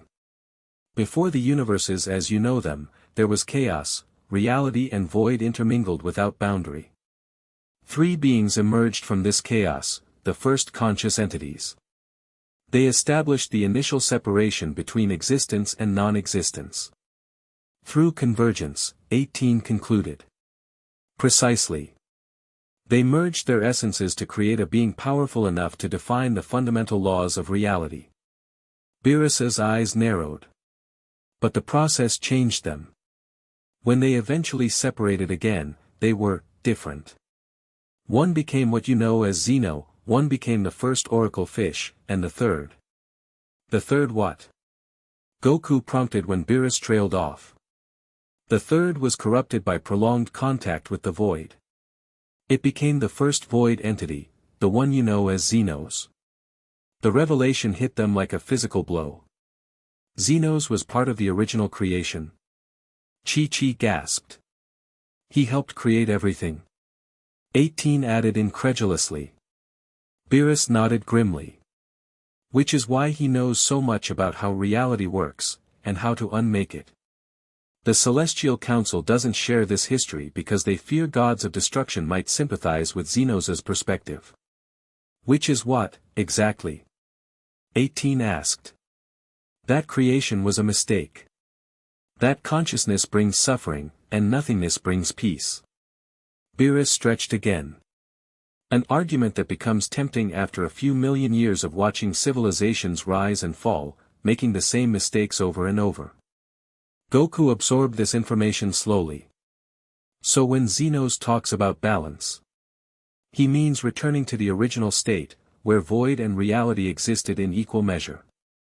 Beerus's tail swished thoughtfully. Not complete destruction, but a reality where existence and non-existence flow into each other. No boundaries, no separation. But that would mean chaos, Chi-Chi protested. Nothing stable could exist. Hence the conflict. Beerus's ears twitched. Someone's coming. You should go. One more question, Goku insisted. If we do this convergence thing, will we be able to separate again afterward? Or will we end up like them, changed forever? Beerus's expression grew solemn. No one knows. It's never been attempted since the first time. But I will say this, the bond you three share is unusual. I've never seen destruction energy manifest quite this way before. Meaning? 18 prompted. Meaning you might write a new ending to this story. Beerus shooed them toward the door. Now go, before they realize I've been telling tales out of school. They slipped out just as Whis rounded the far corner of the hallway, his staff tapping rhythmically on the floor. Ah, there you are, he called cheerfully. I've been looking everywhere. Just exploring, Goku said with forced casualness. Through the bond, he urged Chi-Chi and 18 to remain silent about their conversation with Beerus. Well, you have visitors from Earth, Whis announced. They're waiting in the main hall. Goku's face lit up. Really? Who came? Your sons, Bulma, and Krillin, Whis replied, watching 18's reaction carefully. A complex wave of emotions flowed through the bond, 18's anxiety about seeing Krillin, Chi-Chi's joy at seeing her boys, and Goku's excitement tinged with concern about explaining their new situation. Let's not keep them waiting. Goku said, already heading toward the main hall. Whis fell into step beside them. I should mention that the Celestial Council has also called a formal assembly for tomorrow. All gods of destruction are required to attend, with their companions. He glanced meaningfully at Chi-Chi and 18. What's it about? 18 asked suspiciously.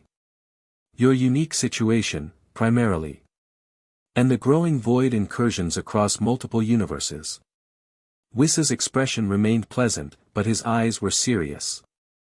Some gods are concerned about the power you three demonstrated against Xenos. They find it unsettling. They're afraid of us, Chi-Chi realized. With good reason. Whis acknowledged. No triad bond has existed in billions of years, and never one formed from a mortal, a human, and a cybernetically enhanced being. You represent an unknown variable in cosmic politics. Politics, Goku groaned. I thought being a god would mean more fighting, less talking. Oh, there will be plenty of fighting, Whis assured him with an enigmatic smile. Just not always with fists. They reached the main hall, conversation paused as they spotted their families waiting anxiously. Gohan and Goten rushed forward immediately, while Bulma and Krillin hung back, eyeing the three with obvious curiosity about their new dynamic. "Dad!" Goten launched himself into Goku's arms. "You look so cool with that purple energy stuff." Gohan approached more cautiously, hugging Chi-Chi. "Mom, you look different. Are you okay?" Chi-Chi smiled, destruction energy flickering subtly in her eyes. "I'm fine, sweetheart. Better than fine, actually. Stronger than I've ever been." Krillin finally stepped forward, his gaze fixed on 18. "Hey. Hey yourself," she replied, an awkward tension stretching between them. "This is super weird," Bulma announced, breaking the ice in her characteristic blunt fashion. "So you three are what, cosmic roommates now? With benefits?" "Bulma!" Chi-Chi exclaimed, flushing red. Goku laughed nervously. "It's not like that. We're just connected by the destruction energy." "Aha," Bulma said skeptically. "And that's why you're all standing exactly the same distance apart, moving in sync, and finishing each other's emotional states. Because I've seen how you look at each other, and it's definitely not just energy buddies." 18 crossed her arms. "Our situation is complicated." "No kidding," Krillin said softly. "Marin misses you." A pang of guilt shot through 18, rippling to Goku and Chi-Chi through their bond. "How is she?" "Confused. We all are." Krillin tried to smile. "But she's tough, like her mom." Whis cleared his throat. "Perhaps you'd all like to continue this reunion over refreshments. The Eastern Garden has been prepared." As they moved toward the garden, Gohan fell into step beside his father. "Dad, what's really going on?" "The messages we've gotten have been vague." Goku sighed. "The short version? There's this void guy named Xenos trying to erase reality. I'm the new god of destruction, and somehow your mom and 18 got caught up in my god energy, creating this bond between us." "And the long version?" "Way more complicated, with ancient history and something called convergence that might be our only chance to stop everything from being destroyed." Gohan adjusted his glasses. "That sounds intense. How are you handling it?" Goku glanced toward Chi-Chi and 18, who were walking ahead with the others. "Better than I would alone. They keep me balanced, you know." Chi-Chi's heart, 18's cool head. "It's like having 2 extra brains to help figure stuff out."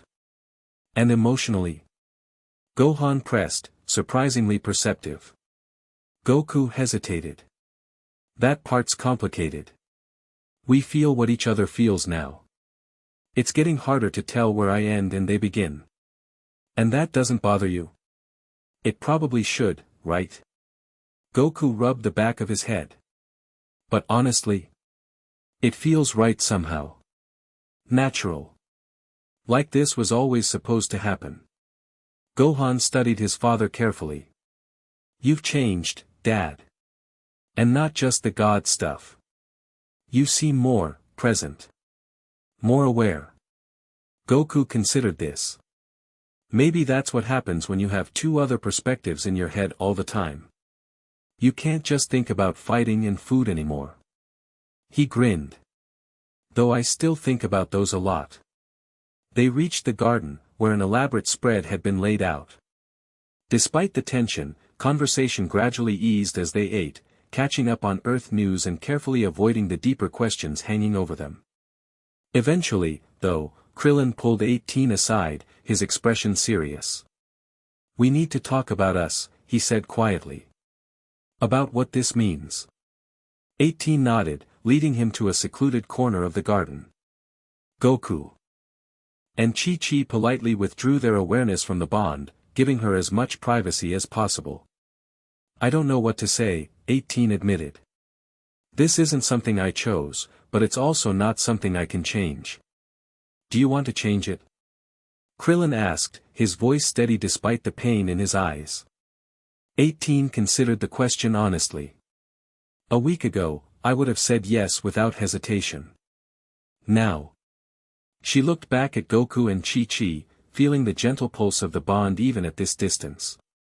Now I'm not sure. This connection, it's becoming part of who I am.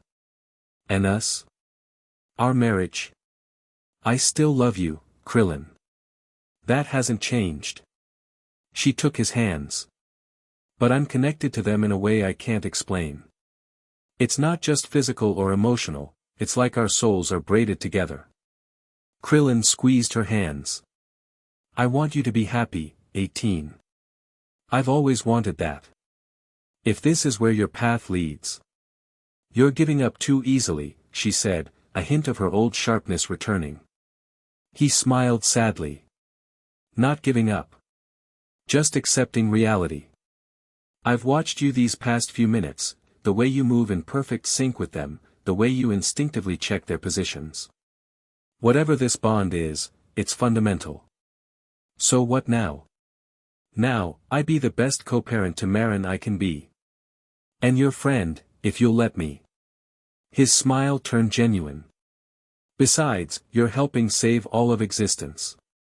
Hard to compete with that. 18 felt a wave of gratitude and affection for this small, brave man who had always loved her more than she felt she deserved. Thank you for understanding. I don't understand, he admitted with a chuckle. Not really. But I trust you. Across the garden, similar conversations were happening. Chi-Chi reassured her sons that she was still their mother, despite the cosmic powers and strange bond.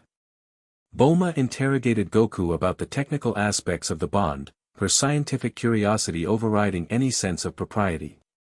As the afternoon wore on, Whis approached with an apologetic expression. I hate to interrupt, but there's been another void breach, this time in Universe 7, quite near Earth. The relaxed atmosphere evaporated instantly. How bad? Goku demanded, already on his feet. Containable, for now. The barrier between dimensions is still relatively strong there. Whis turned to their visitors. However, it would be prudent for you all to return home immediately. I'll escort you personally. Hurried goodbyes were exchanged, with promises to stay in touch. As Whis prepared to depart with their visitors, Bulma pulled all three aside. Whatever's happening between you three, she said quietly, don't let anyone else define it. Figure it out yourselves. We're trying, Chi-Chi assured her. Bulma grinned. And for what it's worth, you make a weirdly perfect trio. Never thought I'd say that, but here we are. After they left, Goku, Chi-Chi, and 18 stood in the suddenly quiet garden, their bond humming with unresolved emotions from all the conversations. That went better than I expected, Goku finally said. Krillin's being very understanding, Chi-Chi observed, glancing at 18. Too understanding, 18 agreed with a frown. I hurt him. He knows this isn't your choice, Goku said gently. Isn't it, though? 18 challenged. We keep saying that, but we're not fighting it very hard, are we? The question hung between them, uncomfortably honest. Chi-Chi sighed. I think Bulma's right. We need to figure this out ourselves, not just accept whatever the gods tell us. Starting with what Beerus told us about the first triad, Goku agreed. If Xenos used to be part of creation, maybe he's not entirely wrong about balance. He's still trying to erase existence, 18 pointed out dryly. Yeah, but maybe his methods are wrong, not his goal. Goku's brow furrowed in thought. What if there's a way to create balance without destroying everything? Before they could pursue this line of thinking, Lady Tempest materialized before them. The breach near Earth has been contained, she announced. But there's something else you should see. Without waiting for a response, she transported them to what appeared to be an observation room, with screens showing different parts of the universe. This is the time nest, she explained. Where we monitor the flow of events across all universes. One screen showed a familiar location, the arena where the tournament of power had been held, now abandoned and decaying. "Why are we looking at this?" Chi-Chi asked. "Watch," Lady Tempest commanded. On the screen, reality rippled, and Xenos stepped through, accompanied by several shadowy figures. They moved to the center of the arena, where Xenos knelt and placed his hand on the ground. Dark energy spread outward, and the abandoned arena began to change, not disintegrating, but transforming, becoming something new. "What's he doing?" Goku asked, leaning closer. "Creating," Lady Tempest said gravely. "Or rather, unmaking and remaking simultaneously. He's establishing a foothold, a place that exists in both void and reality." "Why that location?" 18 wondered. "Because it's significant to you, Goku," Lady Tempest explained. "The tournament of power changed you, pushed you to new heights. Xenos is being deliberate with his symbolism." They watched as the transformed arena stabilized into something alien, architecture that seemed to fold in on itself, simultaneously there and not there. "He's challenging us," Goku realized. "Telling us to come fight him on his terms." "Precisely. And he's chosen a moment of particular vulnerability." Lady Tempest gestured to another screen, showing celestial configurations.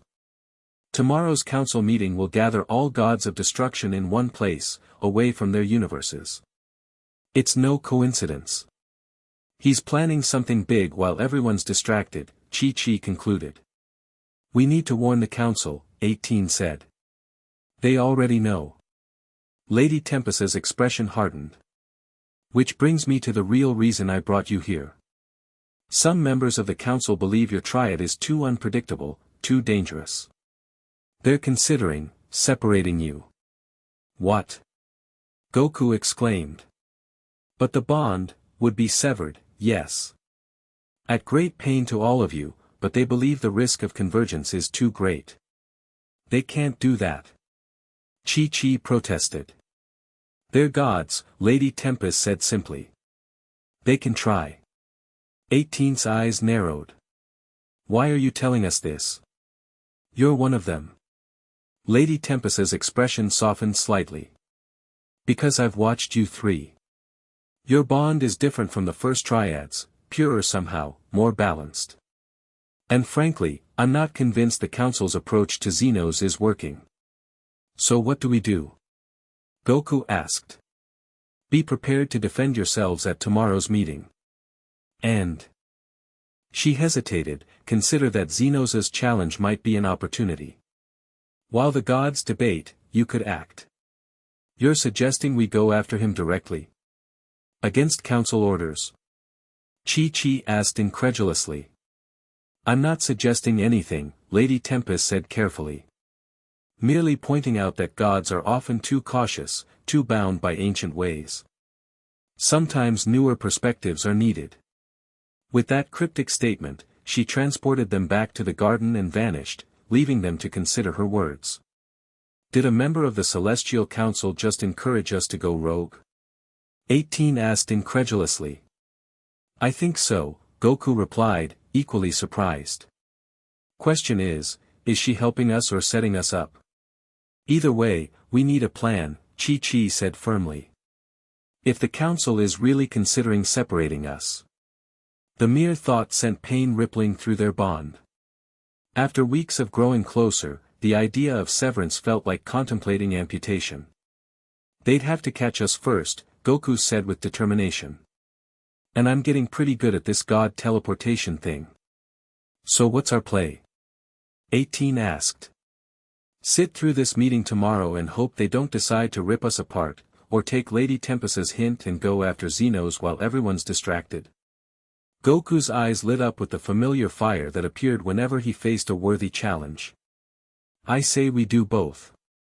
Attend the beginning of the meeting to see what they're planning, then slip away to confront Xenos."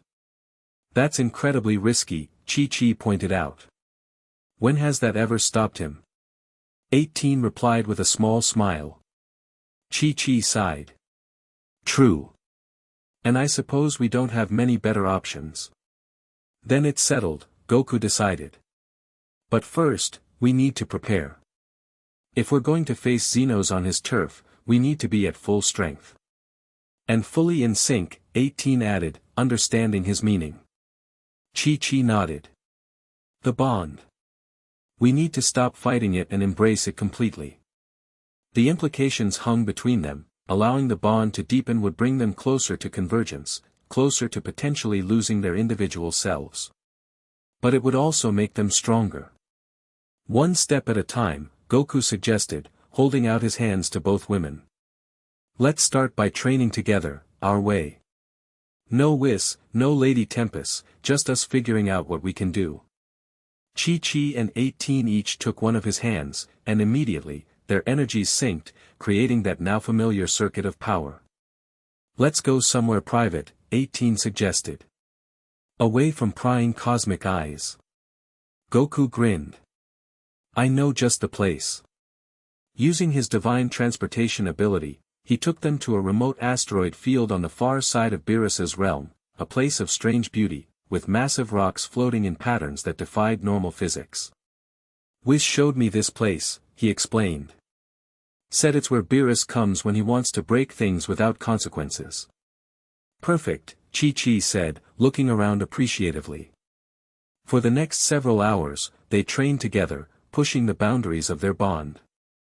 They discovered new ways to share and amplify their powers, Goku's raw strength, Chi-Chi's precise control, 18's unlimited stamina. The destruction energy flowed between them more freely as they stopped resisting its pull. They moved in perfect unison, three bodies operating as one system. When Goku unleashed a massive energy wave, Chi-Chi shaped it into intricate patterns, and 18 stabilized it, preventing it from dissipating. As night fell, or what passed for night in this strange realm, they sat together on a large asteroid, watching the cosmic dance of light and energy around them. Their training had brought them to a new level of synchronization, their bond humming contentedly. That felt amazing, Goku admitted, leaning back on his hands. It did, Chi-Chi agreed, surprised by her own enjoyment of the power flowing through her. I never understood before, the rush you get from this kind of strength. Be careful, 18 warned. Power can be addictive. Believe me, I know. Is that why you stopped fighting? After Cell? Goku asked curiously. 18 shrugged. Partly. Also didn't see the point anymore. My purpose had been fulfilled, or rather, proven impossible. And now? Chi-Chi prompted. Now I have a new purpose. 18 looked at her hands, which still glowed faintly with destruction energy. It's strange. I was built to destroy, then chose not to. Now I'm back to destruction, but for creation's sake. Goku stretched, lying back to look at the stars. Life's funny that way. Takes you in circles. A comfortable silence fell between them, their bond allowing them to share the moment without words. After a while, Chi-Chi spoke softly. If we have to do it, the convergence, what do you think it would be like? Being, one. Crowded, 18 quipped, but her tone was thoughtful. I dunno, Goku mused. But I think it wouldn't be like losing ourselves. More like, becoming more ourselves. If that makes sense. It doesn't, 18 said, but I understand anyway. Chi-Chi moved closer to Goku, leaning against his shoulder. After a moment's hesitation, 18 did the same on his other side. The three sat together under the stars, their bond singing with harmony. Whatever happens tomorrow, Goku said finally, we face it together. Together, Chi-Chi agreed. As one, 18 finished, whether they like it or not. The Celestial Council chamber was unlike anything Goku had ever seen, a vast hall that seemed to exist in multiple dimensions simultaneously, with architecture that folded in ways that should have been impossible. The assembled gods sat in 3 tiers, with the gods of destruction on the lowest level, their attendants behind them, and the Celestial Council members highest of all. Goku, Chi-Chi, and 18 stood in the center of the chamber, all eyes upon them. They dressed formally for the occasion, Goku in an outfit similar to Beerus's but with his own orange color scheme, Chi-Chi in a flowing purple gown that complemented the destruction energy, and 18 in a sleek, modern interpretation of divine attire. The council recognizes Son Goku, God of Destruction of Universe 7, intoned the Grand Minister. And his bonded companions. The slight hesitation spoke volumes about the council's view of their unusual situation. Let the record show that this is an unprecedented circumstance, continued a celestial Goku didn't recognize, a tall being with skin like burnished gold. No god of destruction has ever shared power with mortals in this fashion. Technically, I'm not entirely mortal, 18 pointed out coolly. Semantics, dismissed another council member. The issue remains the same. This bond creates unpredictable variables in a system that requires absolute stability. Beerus yawned loudly from his new seat among the retired gods. If I may, the system could use some shaking up. Gets boring after a few million years. Several gods shot him irritated looks, which he ignored completely. Lady Tempest rose gracefully. Perhaps we should hear from the Triad themselves before passing judgment. Agreed, said the Grand Minister. Son Goku, please explain how this bond has affected your duties as God of Destruction. Goku stepped forward, uncharacteristically serious. It's made me better at it, actually. Chi-Chi helps me focus the energy more precisely, and 18 helps me maintain control. We contained a breach in Universe 4 that I couldn't have handled alone. That is true, Quatella confirmed reluctantly. Their combined power was impressive. And alarming, added Belmod. The energy signature we detected was unlike any destruction power we've seen before. It contained elements of creation as well. Murmurs spread through the assembly at this. Which brings us to the primary concern, the Grand Minister said gravely. The prophecy of convergence. We're aware of it, Chi-Chi stated firmly. And we've chosen to face that possibility together. Your choice is irrelevant, snapped a hawk-faced celestial. The risk to the multiverse is too great. Is it, though? 18 challenged. From what we've learned, the first convergence created the boundaries between void and reality. Maybe another is needed to reinforce them. Stunned silence fell over the chamber. The Grand Minister's eyes narrowed. Who told you of the first triad? He demanded. Goku, Chi-Chi, and 18 remained silent, their bond warning them not to implicate Beerus. Regardless of how they learned of it, Lady Tempest interjected smoothly, they raise a valid point. The boundaries weaken. Xenos grows stronger. Perhaps the prophecy exists for a reason. Or perhaps it is a trap, countered another celestial. Xenos was part of the first triad. He knows how to manipulate such energies. Which is exactly why we need to act, Goku insisted. While you're all arguing, Xenos is building something at the Tournament of Power Arena. We saw him. This caused another stir among the gods. You were shown the Time Nest recordings. The Grand Minister looked accusingly at Lady Tempest, who met his gaze without flinching. They deserve to know what they're facing, she said simply. And now we need to stop him, Goku continued. Before whatever he's building gets stronger. The Grand Minister studied the three of them carefully. What you propose is dangerous. Confronting Xenos directly could trigger the very convergence we fear. Or it could save everything, Chi-Chi countered. The council must deliberate, the Grand Minister decided. You will remain here until we reach a decision regarding your bond. Goku glanced at Chi-Chi and 18, a silent communication passing through their bond. They'd anticipated this, it was part of their plan. Of course, he agreed, bowing respectfully. We understand the seriousness of the situation. The god seemed surprised by his acquiescence, having expected more resistance from the typically headstrong scion. As the council members began their discussion, growing increasingly absorbed in their debate, Goku reached for Chi-Chi and 18's hands. Through their bond, he conveyed his intention. Now, while everyone was distracted, was their chance to slip away. With a subtle nod from each woman, Goku accessed his divine transportation, and in an instant, they vanished from the council chamber. They rematerialized at the edge of the transformed Tournament of Power arena, now an alien landscape of impossible architecture, structures that seem to exist and not exist simultaneously, reality and void intermingling. "They're going to be really mad when they realize we ditched them," Goku said with a hint of his old carefree attitude. "They were planning to separate us," 18 reminded him. "I think we're past worrying about their approval." Chi-Chi surveyed the transformed arena. "This place feels wrong. Like it's pulling at me." "It exists in both states," Goku confirmed, his divine senses perceiving the dual nature of their surroundings. "Both reality and void." "Exactly as it should be," came Xenos' voice from everywhere and nowhere. He materialized before them, looking more substantial than ever, his formerly abstract form now almost solid, with features that reminded Goku vaguely of the Grand Minister, though twisted and wrong. "I've been expecting you," Xenos continued. "Though not quite this soon. The council's deliberations must have been particularly tedious for you to escape so quickly." "They were planning to break our bond," Goku said, dropping into a fighting stance. "Of course they were." Xenos circled them slowly.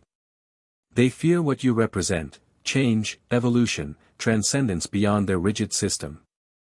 "Pretty words for someone trying to erase all existence," 18 said coldly. Xenos smiled. "Not erase. Transform. Return to the perfect balance that existed at the beginning. When you were part of the first triad," Chi-Chi stated. Xenos' eyes widened slightly. "You know more than you should. The council must be getting desperate." "We know you helped create everything," Goku said. "And then turned against it." "Why?" A shadow passed over Xenos' face.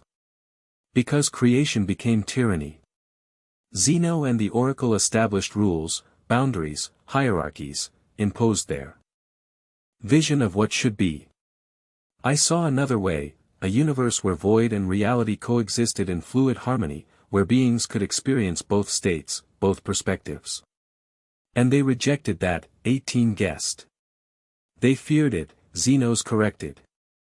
"So they branded me traitor, imprisoned me in the void, and established the gods of destruction to maintain their precious boundaries."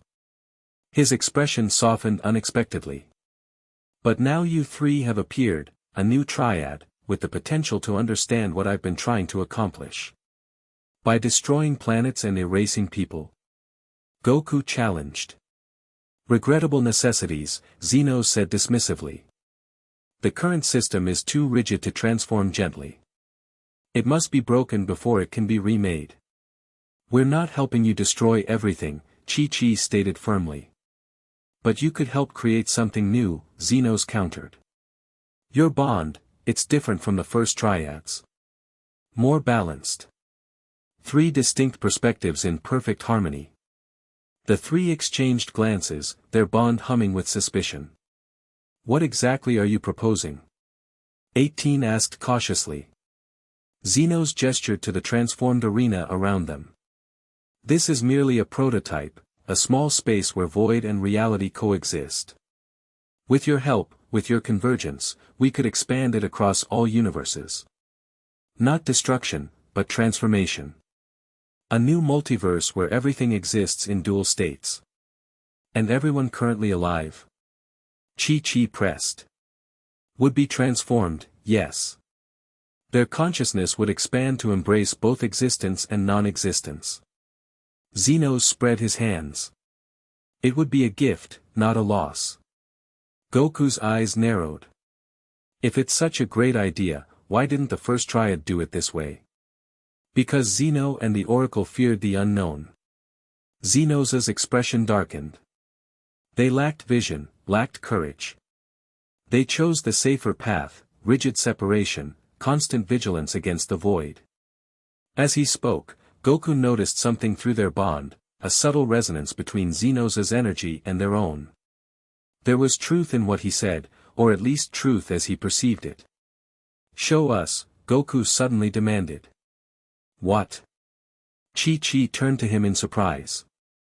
Show us this balanced state you're talking about, Goku clarified. Let us experience it directly. Then we'll decide. Xenos studied him carefully. Clever. Most who face me try to fight immediately. He nodded slowly. Very well. I will show you the harmony of dual existence. He raised his hands, and reality around them shifted. Suddenly, they were experiencing two states simultaneously. Their physical forms remained, but part of their consciousness expanded into nothingness. It was disorienting yet strangely peaceful, like floating in an endless ocean while still standing on solid ground. Through their bond, they shared the experience, helping each other make sense of the contradictory sensations. This is what I offer, Xenos said, his voice coming both from his physical form and from the void itself. Not oblivion, but transcendence. Goku focused, trying to understand what he was feeling. There was a seductive quality to the void state, a release from limitations, from the constant struggle of physical existence. Yet there was also emptiness, an absence of the connections and emotions that gave life meaning. It's incomplete, he said finally.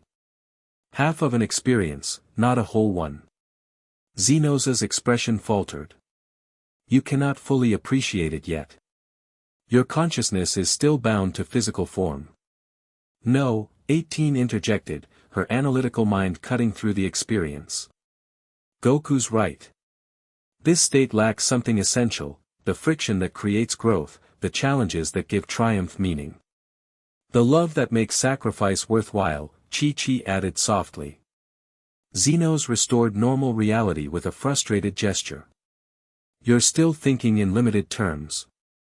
After convergence, you would understand. Maybe, Goku conceded. Or maybe you've been alone in the void so long you've forgotten what really matters. Anger flashed across Xenos' face. I offer you godhood beyond what the Celestial Council could ever grant, and you lecture me on meaning.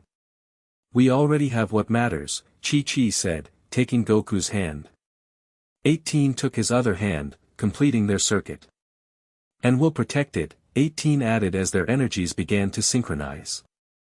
Xenos' anger gave way to something like regret. Then we have nothing more to discuss. You've made your choice. We have, Goku confirmed, destruction energy crackling around the three of them. We choose existence as it is, messy, challenging, sometimes painful, but real. So be it. Xenos' form began to change, expanding and darkening until he towered over them, a colossus of void energy. If you will not help remake creation, you will watch it unmade, piece by piece. He struck without warning, a massive tendril of nothingness sweeping toward them. They moved in perfect unison, their bond allowing them to react as one entity while maintaining 3 points of attack. Goku met the tendril head-on with a blast of destruction energy, while Chi-Chi and 18 flanked Xenos, attacking from different angles. The battle was unlike any they'd fought before. Xenos commanded both void and matter, altering the battlefield constantly. Platforms disappeared beneath their feet, attacks passed through suddenly intangible targets, and gravity shifted unpredictably. But the bond gave them advantages too. They shared perceptions, instantly aware of each other's positions and intentions. When Xenos created a void trap beneath 18, Chi-Chi was already pulling her to safety. When Chi-Chi was momentarily blinded by a flash of dark energy, Goku and 18 became her eyes, guiding her movements. Impressive coordination, Xenos acknowledged, creating distance between them after a particularly effective combined attack. But futile. I've had eons to master my powers. We're just getting started, Goku replied, his excitement building despite the danger. They had been holding back, all three aware that their full combined power might trigger the convergence. But as Xenos increased his attacks, that restraint became increasingly difficult to maintain. We need to hit him with everything, 18 communicated through the bond. Before he destroys this whole area. But the convergence, Chi-Chi began. Might be our only option, Goku finished. But let's try something else first. Through the bond, He shared his plan, a coordinated attack using the golden-purple energy they discovered during their first battle with Xenos, the power that had temporarily made him subject to physical laws. They moved into position, dodging Xenos' increasingly desperate attacks. The Void Being seemed to sense their intention, trying to separate them, but their bond made such tactics useless. Now! Goku shouted. All three released their energy simultaneously, Chi-Chi focusing it, 18 stabilizing it, Goku providing the raw power. The golden-purple beam struck Xenos directly, and for a moment, it seemed to work, his form solidified, becoming fully physical. But then he laughed, the sound distorting reality around them. Did you think the same trick would work twice? I've adapted. With a gesture, he absorbed their energy, his form growing even more substantial. Thank you for the contribution. Now, let me return the favor. The counterattack came from all directions at once, void energy striking from angles that shouldn't have been possible. Despite their perfect coordination, they couldn't dodge everything. Chi-Chi was hit first, crying out as part of her shoulder began to unravel into nothingness. Chi-Chi! Goku's desperation surged through the bond. 18 was beside her instantly, using her destruction energy to define Chi-Chi's form, preventing further unmaking. But the momentary distraction left her vulnerable, and Xenos struck her from behind, void energy beginning to erase her cybernetic components. Goku tried to reach both of them, but Xenos cut him off, a wall of nothingness separating him from the women. Watch them unravel, destroyer, Xenos taunted. Feel them fade through your precious bond. Pain and fear cascaded through their connection as both women fought against the spreading void. Goku roared in anguish, his destruction energy exploding outward in waves, but Xenos simply absorbed it, growing stronger. You cannot defeat me individually, Xenos said almost gently. The first triad could only challenge me together, as one being. But you fear that unity, fear losing your precious individuality. Through the bond, Goku felt Chi-Chi and 18's pain intensifying. They were fighting, but losing ground with each second. He felt their thoughts, their emotions, fear, yes, but also determination, and something deeper, warmer. Love. Not just for him, but for each other, a bond that had grown beyond the forced connection of destruction energy into something genuine and powerful. We're with you, Goku, Chi-Chi's voice came through the bond, weak but determined. Whatever you decide, 18 added, her consciousness flickering as void energy consumed more of her form. In that moment, facing their possible destruction, Goku made his choice. Through the bond, he sent not words but pure intention, complete acceptance of what they might become, what they might lose, and what they would gain. Chi-Chi and 18's consciousness met his, their agreement immediate and absolute. There was no fear now, only certainty. The golden-purple energy that had been flowing between them changed, intensified. Xenos sensed the shift and attacked more frantically, trying to separate them, but it was too late. The energy expanded in a brilliant nova, engulfing all three of them. No! Xenos cried, recognizing what was happening. Not like this. Within the golden-purple light, their physical forms began to merge, not painfully but like three notes blending into a perfect chord. Consciousness expanded, memories intertwined, perspectives unified without being erased. Goku's boundless optimism, Chi-Chi's fierce heart, 18's cool precision, all becoming facets of a single, transcendent being. When the light faded, where three had stood, now stood one. The figure was tall and radiant, neither male nor female but somehow both and neither. Golden-purple energy flowed across skin that seemed to contain galaxies. 3 pairs of eyes, black, brown, and blue, blinked in unison above a serene smile. What have you done? Xenos whispered, backing away. Become what was necessary, replied the being, their voice a harmonic blend of 3 distinct tones. We are Kenichi. The convergence, Xenos hissed. You fools. Do you have any idea what you've sacrificed? Nothing, Kenichi replied calmly. We are still ourselves, just more so. They raised a hand, and reality around them stabilized, the chaotic blend of void and matter settling into proper balance. Where Zenos's influence had created unstable hybridization, Kenichi created true harmony, distinct boundaries with controlled interchange. This is the true balance, Kenichi explained, approaching Zenos slowly. Not void consuming reality, not reality denying void, but each in its proper place, with bridges between. No. Zenos roared, gathering his power for a desperate attack. You cannot undo what I've accomplished. He launched a massive void blast, powerful enough to erase an entire solar system. Kenichi didn't dodge. Instead, they caught the energy, held it, and transformed it, the nothingness becoming defined nothingness, void with purpose and place. You've been alone too long, brother, Kenichi said gently. Lost in half of existence, forgetting the other half. I am balance. Zenos insisted, but doubt crept into his voice as he witnessed Kenichi's power. You are imbalance, Kenichi corrected. Seeking to make everything void. True balance acknowledges both states, both necessities. They gestured, and the transformed arena began to shift again, not returning to its original state, but becoming something new. A temple-like structure emerged, with archways that led to void space and others that led to normal reality, all coexisting in stable harmony. This is what you once sought, isn't it?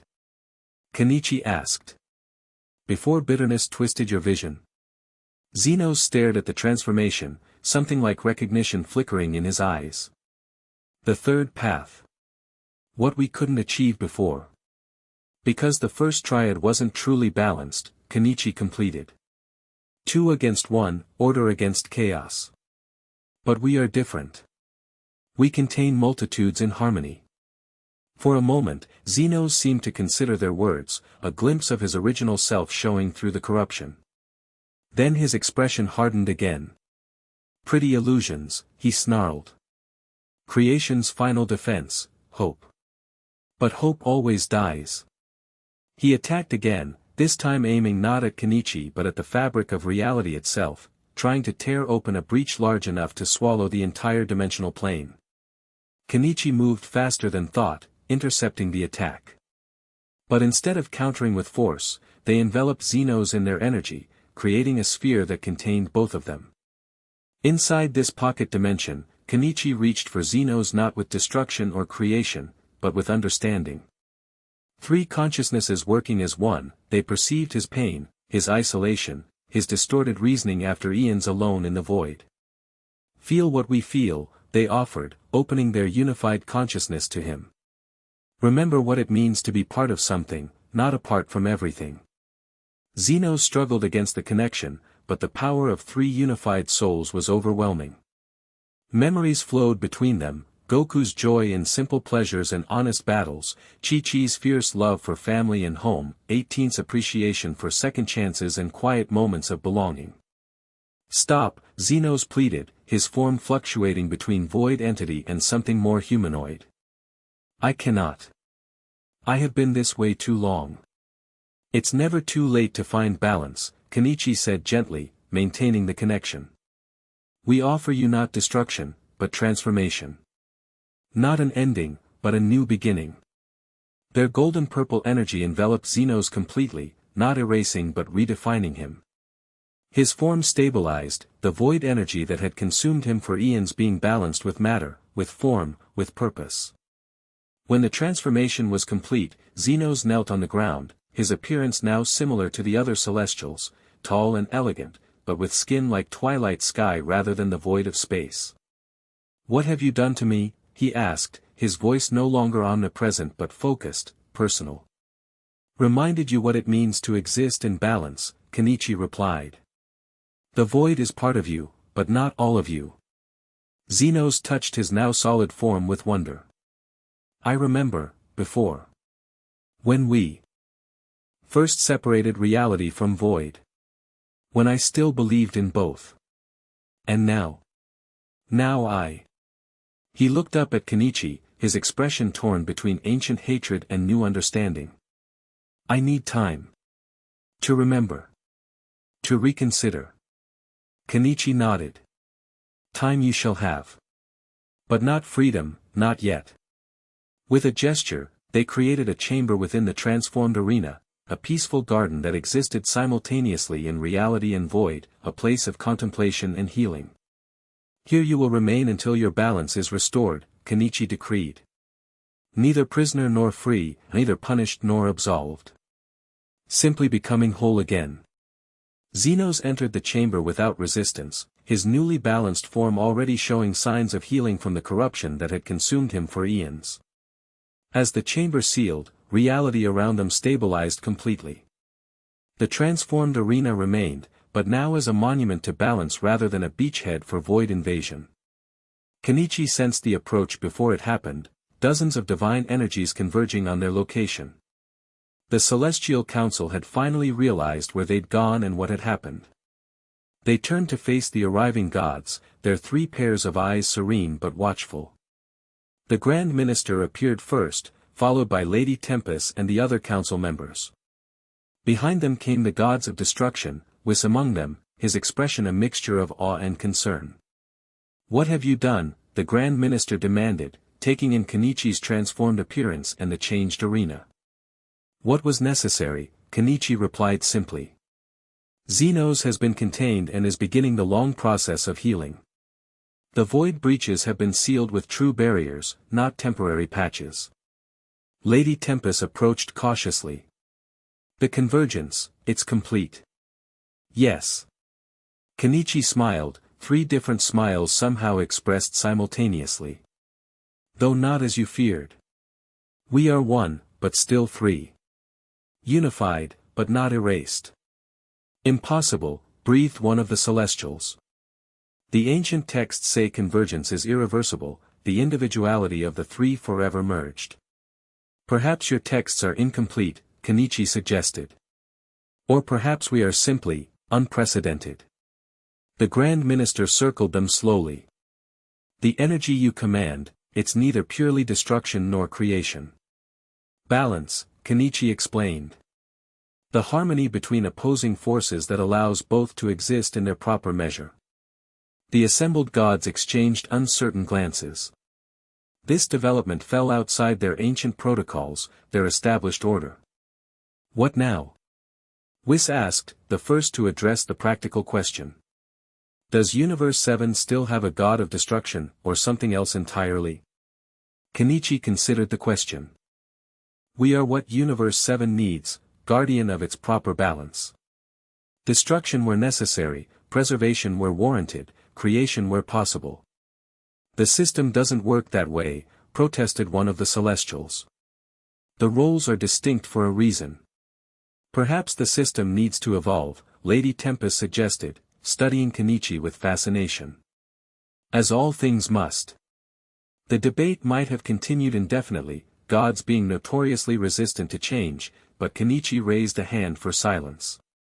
There is a simple solution, they said. We will demonstrate our commitment to balance. Judge us by our actions, not your fears. The Grand Minister considered this proposal. A probationary period. During which you will be closely observed. Acceptable, Kenichi agreed. But understand this, we will not be separated. What has joined in harmony should remain so. The finality in their tone made the threat clear, any attempt to undo the convergence would be resisted with their considerable power. After much discussion among the council members, an agreement was reached. Kenichi would serve as balance keeper for Universe 7, with expanded responsibilities beyond mere destruction. Their actions would be monitored, but they would be granted autonomy to define their new role. As the council departed, making preparations to assess the changes to the cosmic order, Whis remained behind. May I ask, he said carefully, are they still in there? Goku, Chi-Chi, 18. Do they still exist as themselves? Kenichi smiled, and for a moment, their features shifted, showing glimpses of the three individual faces. We are here, Whis. All of us. Not lost, but found. And, is it permanent? This convergence? We don't know yet, Kenichi admitted. We can separate briefly, for certain purposes. To demonstrate, their forms shimmered, and briefly three distinct bodies appeared before merging back into one. But we find we prefer this unity. It feels right. Whis nodded thoughtfully. I suppose I should prepare accommodations for one instead of three, then. For now, Kenichi agreed with a smile that somehow combined Goku's cheerfulness, Chi-Chi's warmth, and 18's subtle humor. Though we still eat like three. Of course you do, Whis laughed. Some things never change, even in the face of cosmic transformation. As they departed the transformed arena together, Kenichi took one last look at the chamber where Xenos was beginning his long healing process. Within their unified consciousness, three perspectives considered the being who had been both enemy and catalyst. Goku's aspect felt hope that Xenos might find redemption, might remember the joy of balanced existence. Chi-Chi's aspect acknowledged the pain he had caused but recognized the deeper pain that had driven him. 18's aspect calculated the odds of true transformation versus temporary compliance, remaining vigilant while allowing for possibility. Together, as Kenichi, they held these perspectives in perfect balance, optimism tempered by caution, judgment softened by mercy, analysis warmed by emotion. They turned away from the chamber and followed Whis, ready to begin their new existence as neither three nor one, but something gloriously, impossibly both. Chapter 3, Balance of Power. News of the convergence spread through the multiverse faster than instant transmission. In the days that followed, Kenichi adjusted to their unique existence, one being composed of three distinct consciousnesses working in perfect harmony. You're doing it again, Whis observed as Kenichi hovered above Beerus's planet, repairing rifts in reality with casual gestures. Doing what? They asked, their harmonized voice still strange even to their own ears. Talking to yourself. All three of you, having an entire conversation inside your unified mind. Whis twirled his staff. It's quite distracting for those of us who can only observe one side of it. Kenichi laughed, a sound that somehow contained Goku's hearty chuckle, Chi-Chi's musical giggle, and 18's subtle huff of amusement. Sorry. Still getting used to this. They descended to stand beside Whis. It's just so efficient. Chi-Chi notices a detail, 18 analyzes it, and Goku immediately comes up with 10 crazy ways to use it in a fight. And how do you determine which approach to take? We just know, Kenichi replied, struggling to explain. It's not like voting or compromising. It's more like having a really clear understanding of the best path forward, because we see it from all angles simultaneously. Whis studied them thoughtfully. Fascinating. You're neither a fusion in the traditional sense nor a hive mind. You're something entirely new. Speaking of new, Kenichi's expression grew serious. The council summons arrived while you were gone. Ah, Whis nodded. I expected as much. They've had sufficient time to panic and overreact. They want me to appear tomorrow. Alone. Kenichi crossed their arms, a gesture that somehow combined Goku's defiance, Chi-Chi's indignation, and 18's cool assessment. Something about a formal evaluation of cosmic compatibility. A trial, in simpler terms, Whis confirmed. They wish to determine whether your existence threatens the established order. And if they decide it does? Whis's perpetual smile dimmed slightly. Let's hope it doesn't come to that. Kenichi turned their gaze toward the distant stars. Within their unified mind, three perspectives considered the situation from different angles. They're scared of us, Goku's aspect noted with surprising insight. Of course they are, 18's aspect replied. We represent something they can't control. Or understand, Chi-Chi's aspect added. Gods hate anything they don't understand. Outwardly, Kenichi simply nodded. I'll be ready. The Celestial Council's chamber felt colder than before, its impossible architecture more imposing. Kenichi stood in the center, alone but never truly alone, as the assembled gods stared down at them with expressions ranging from curiosity to outright hostility. The Grand Minister floated forward. Kenichi, creation of the convergence between Son Goku, Chi-Chi, and Android 18, you have been summoned to determine your place in the cosmic order. If any, muttered a hawk-faced celestial. Kenichi inclined their head. I'm listening. The existence of a triconscious entity wielding both destruction and creation energy violates the fundamental separation of cosmic powers, the Grand Minister continued. Such a being could potentially disrupt the balance we have maintained for eons.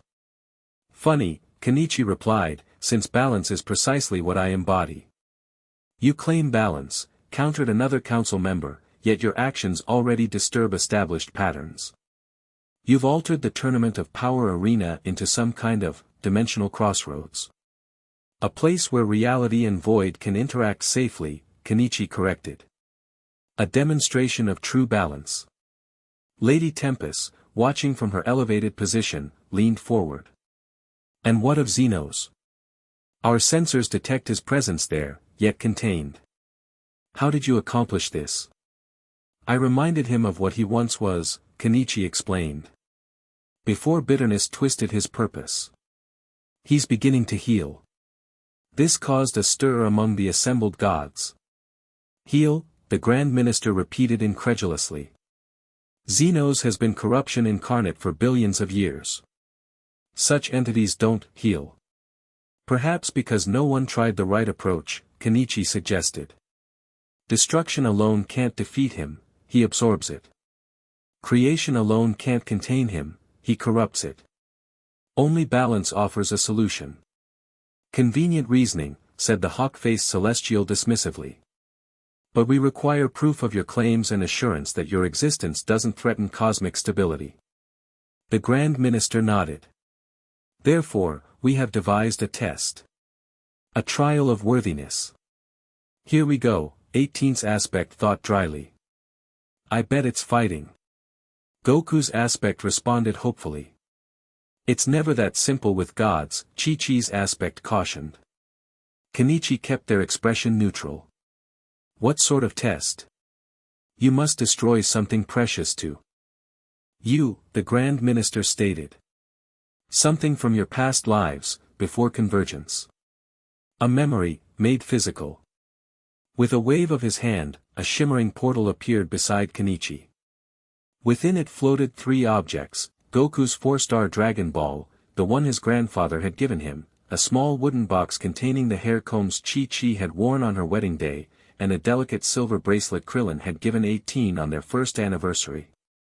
Kenichi felt the sharp intake of breath within their unified consciousness, all 3 aspects reacting with alarm to the sight of these treasured items. To prove your commitment to cosmic balance, the Grand Minister continued, you must unmake one of these objects. Not merely destroy its physical form, but erase it from existence entirely, its history, its significance, all traces of it from reality. They want to see if we still have attachments, 18's aspect realized. Or if we can sacrifice something we love for duty, Chi-Chi's aspect added. It's a trick, Goku's aspect concluded with surprising insight. There's gotta be another way. Kenichi approached the floating objects slowly, examining each one. These weren't replicas, the gods had somehow retrieved the actual items from Earth. The Dragon Ball gleamed with its inner light, the combs still held strands of Chi-Chi's hair, and the bracelet's engraving caught the light, to 18, who made me whole. Well, prompted the hawk-faced celestial. Choose and destroy. Prove your detachment from mortal concerns. Kenichi reached out, their hand hovering over the objects. Within their mind, the 3 aspects communed rapidly, sharing insights and emotions. They expect us to either refuse or comply, 18's analytical aspect noted. Either way proves their point, that we're either too attached to our past selves or too detached to be trusted. What if we destroy something else instead? Goku's aspect suggested. Something even more valuable. Like what? Chi-Chi's aspect questioned. Like the test itself, Goku's aspect replied with uncharacteristic cleverness. Understanding flowed between the 3 aspects, and Kenichi smiled, a smile that made several gods shift uncomfortably in their seats. I reject your test, they announced, stepping back from the portal. Then you fail, the hawk-faced celestial declared triumphantly. No, Kenichi countered. I reject the premise. True balance doesn't require the destruction of what is precious, it requires understanding the proper place and value of all things. They raised their hand, and golden-purple energy flowed toward the three objects. But instead of erasing them, the energy enveloped them, analyzing their significance, their connections to people and events. These objects aren't merely things, Kenichi explained as their power surrounded the treasures. They're connections, between people, between moments in time, between hearts.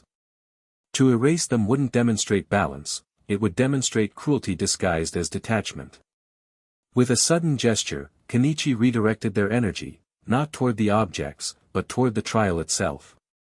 The energy struck the portal, and instead of destroying it, transformed it, expanding it to show not just the three items but countless connections radiating from them like golden threads, linking to people, places, events. This is what you asked me to destroy, Kenichi said, their voice resonating through the chamber. Not objects, but connections. The very fabric that gives meaning to existence. The Grand Minister's eyes widened. You've altered our construct. I've revealed its truth, Kenichi corrected. A truth you either didn't see or chose to ignore. They gestured again, and the three objects floated back through the portal, the connections still visible, a vast web of meaning and relationship. My answer to your test is this: I will not destroy what should be preserved. I will not preserve what should be destroyed. And I will always seek to understand the difference. Kenichi's three pairs of eyes fixed on the Grand Minister. That is true balance. That is what I embody. Silence fell over the council chamber. The gods exchanged glances, some thoughtful, others alarmed. Lady Tempest was the first to speak. The trial was meant to test your objectivity, your ability to set aside personal attachment for cosmic duty. I understand that, Kenichi replied. But the test itself was flawed. It assumed detachment equals wisdom. It doesn't. Attachment, properly understood, is wisdom, it's recognizing the value of connections, the importance of what binds reality together. The Grand Minister studied Kenichi with new intensity. You speak of a different kind of balance than we have maintained. Because the balance you've maintained isn't working anymore, Kenichi said simply. The void breaches prove that. Xenos' return proves that. Something has shifted in the cosmic order, and clinging to old methods won't fix it. Before the Grand Minister could respond, alarms echoed through the chamber, a cacophony of divine warnings signaling multiple crises simultaneously. What now? Demanded the hawk-faced celestial. A celestial aide materialized beside the Grand Minister, whispering urgently in his ear. His expression darkened. It appears, he announced grimly, that while we've been conducting this trial, void breaches have opened in 17 universes simultaneously. Including, he looked directly at Kenichi, multiple locations in Universe 7. Earth among them. Kenichi's form flickered with alarm, the three aspects reacting in unified concern. This is Xenos' work, the hawk-faced celestial declared. Which means your healing approach has failed spectacularly. No, Kenichi shook their head. This isn't Xenos. His energy signature remains contained. This is something else. Or someone else, Lady Tempest added thoughtfully. Perhaps Xenos wasn't working alone. Kenichi's eyes narrowed. I need to go to Earth. Now. The trial isn't concluded, protested several council members. Your trial can wait, Kenichi replied, already gathering their energy for transportation. My home is under attack. The Grand Minister raised a hand. We will continue this discussion when the crisis is contained. Go, protect your realm. But understand, your actions during this emergency will factor into our final judgment. Kenichi nodded once, then vanished in a flash of golden-purple light, leaving the council to their deliberations and recriminations.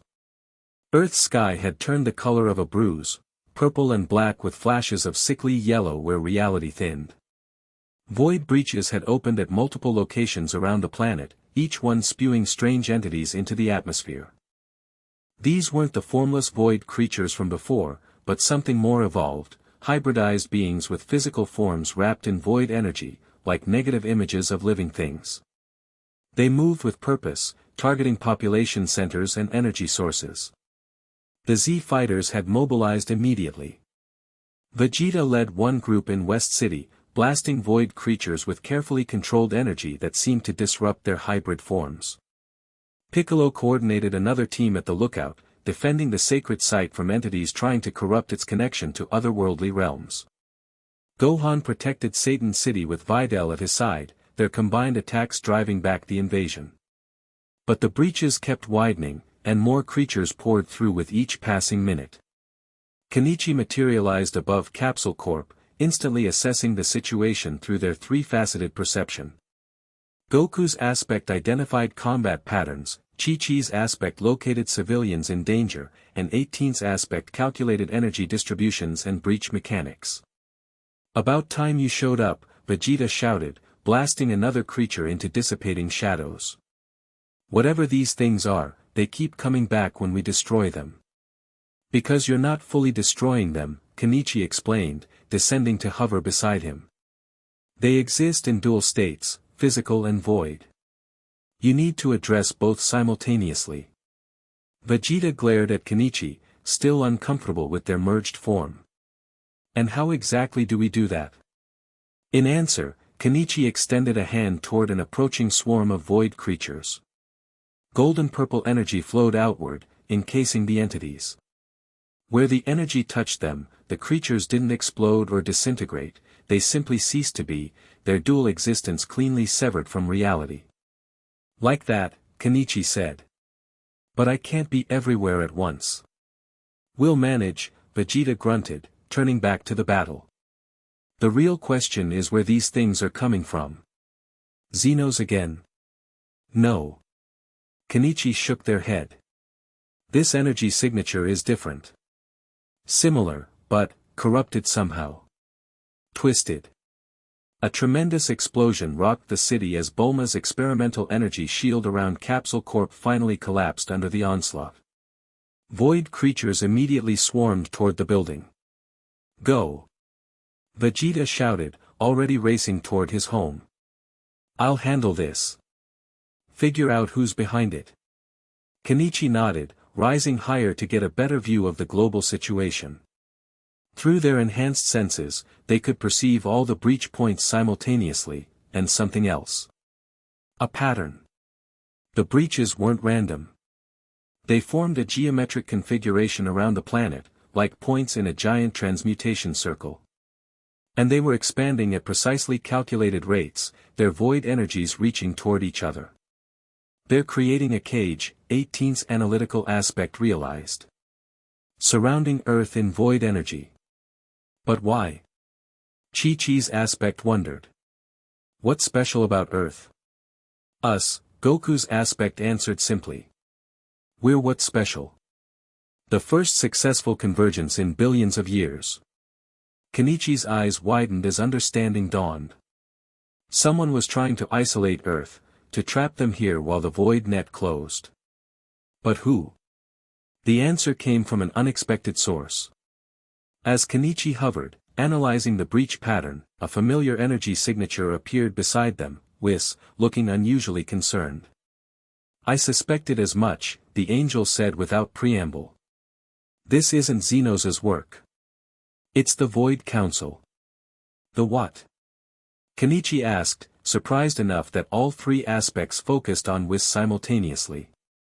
"Just as the Celestial Council governs the gods of creation and destruction, the Void Council oversees the spaces between universes," Whis explained quickly. "They're supposed to maintain the emptiness, ensure it remains empty. And no one thought to mention them before now?" Kenichi demanded, all three aspects equally irritated. "They rarely intervene in physical reality," Whis said apologetically. "They observe, maintain void integrity, nothing more. Or they're supposed to, at least." Well, they're definitely intervening now. Kenichi gestured at the expanding breaches. But why? Whisa's expression grew grave. Because you changed the rules. Your transformation of the tournament arena into a bridge between void and reality, your approach to healing Xenos rather than containing him, these actions threaten their authority. So they're what? Throwing a cosmic tantrum. They're eliminating a threat, Whis corrected. In their view, you represent a fundamental disruption to the separation they're sworn to maintain. Kenichi processed this new information, their threefold consciousness analyzing implications rapidly. They can't just attack Earth because they're unhappy with me. They're not attacking Earth, Whis explained. They're isolating it. Once their void net is complete, they'll remove Earth from normal spacetime entirely, place it in a pocket dimension where your influence can't spread to other universes. They can do that? Kenichi asked, alarmed. With sufficient preparation, yes. Whis pointed to the pattern of breaches. That's what this configuration is building toward. A dimensional extraction. How do we stop it? You need to address the source. These breaches are merely symptoms. Whis looked meaningfully at Kenichi. You need to enter the void realm itself and confront the council directly. Kenichi's form flickered slightly as their three aspects reacted differently to this suggestion, Goku's with eagerness for the challenge, Chi-Chi's with protective concern for Earth, 18's with strategic calculation. I can't leave Earth undefended, they said finally. You won't have to, came a gruff voice from below. Vegeta hovered up to join them, arms crossed and expression determined. We've figured out how to deal with these creatures. Your trick about dual-state destruction, Bulma's modified our weapons to emit a similar frequency. Not as effective as whatever godly thing you do, but good enough to hold the line. And the other Z fighters? All mobilized. Even that idiot Satan is making himself useful, coordinating civilian evacuations. Vegeta's eyes narrowed. We can handle things here. Go deal with whoever's responsible. Kenichi looked down at Earth, their home, filled with everyone and everything they'd ever cared about. The thought of leaving it vulnerable went against every instinct in all three aspects of their being. Are you sure? They asked Vegeta. Don't make me repeat myself, he snapped. And don't look so worried. It's insulting. Despite the situation, Kenichi smiled. Same old Vegeta. Unfortunately, he agreed with the ghost of a smirk. Now go. Before I change my mind about being helpful. Kenichi nodded, turning to Whis. How do I access the Void Realm? That's the difficult part, Whis admitted. The Void Council doesn't permit visitors. They exist in a specialized region of non-space that can only be accessed through specific gateways. Like the breaches they're creating. Similar, but more stable. Long-standing passages between reality and void. Whis tapped his staff thoughtfully. The nearest one would be in the ruins of planet Sadala. The original Scion homeworld. Vegeta's interest peaked visibly. Indeed. Destroyed eons ago, but the Void Gateway remains, a dimensional scar that never healed properly. Whis looked at Kenichi seriously. But even if you reach the gateway, entering the Void Council's domain is perilous. Their power there is absolute, even you would be at a disadvantage. I have to try, Kenichi said firmly. These are my people they're threatening. Whis nodded. Then I'll transport you to the Sadala ruins. But from there, you're on your own. Angels are forbidden from entering the Void Realm directly. Convenient, Vegeta muttered. More like prudent, Whis corrected lightly. Our energies are problematic in void spaces. Tends to cause explosions. Very messy. Fine, Kenichi said. Take me to Sadala. I'll figure out the rest. Wait, Vegeta interjected. Take this. He removed a small device from his armor and handed it to Kenichi. Bulma's newest communicator. Works across dimensions, supposedly. Keep us updated. Kenichi accepted the device, touched by the gesture. I will. Keep Earth safe, Vegeta. As if you need to tell me that, he scoffed, but the concern in his eyes belied his tone. With a tap of his staff, Whis transported himself and Kenichi away from Earth, leaving Vegeta to return to the battle below. The ruins of planet Sadala hung in space like a ghost, fragments of a once mighty world suspended in an eternal moment of destruction. No atmosphere, no life, just shattered pieces of planetary crust orbiting a dim, dying star. Cheery place, Kenichi commented as they materialized beside Whis. It was once quite magnificent, Whis replied. The original Scion civilization was surprisingly sophisticated before their warlike tendencies overtook them. Kenichi floated among the ruins, their enhanced senses detecting faint energy signatures, echoes of the catastrophic event that had destroyed the planet eons ago. What happened here? They asked quietly. Civil War, Whis said simply. The Super Saiyan legend began here, the first transformation triggered by grief and rage during the final battle. The resulting power release shattered the planet beyond recovery. Kenichi absorbed this information solemnly. Within their unified mind, Goku's aspect felt a connection to this lost heritage, Chi-Chi's aspect sensed the tragedy of civilization destroyed by its own power, and 18's aspect analyzed the pattern of destruction with detached interest. The gateway is there, Whis pointed toward a particular cluster of planetary fragments. Where the pieces don't quite fit together properly. Reality is thin there, never fully repaired after the cataclysm. Kenichi approached the location, sensing the dimensional anomaly immediately. It wasn't a breach like those attacking Earth, this was older, more stable, a permanent scar in the fabric of reality. How do I open it? They asked. You don't need to, Whis explained. It's already open, just, selective about what passes through. Void Council gatekeepers monitor it from the other side. So I just, what? Knock. Something like that. Whis stepped back.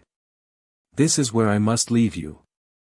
Remember, in the Void Realm, conventional physics and energy don't function normally.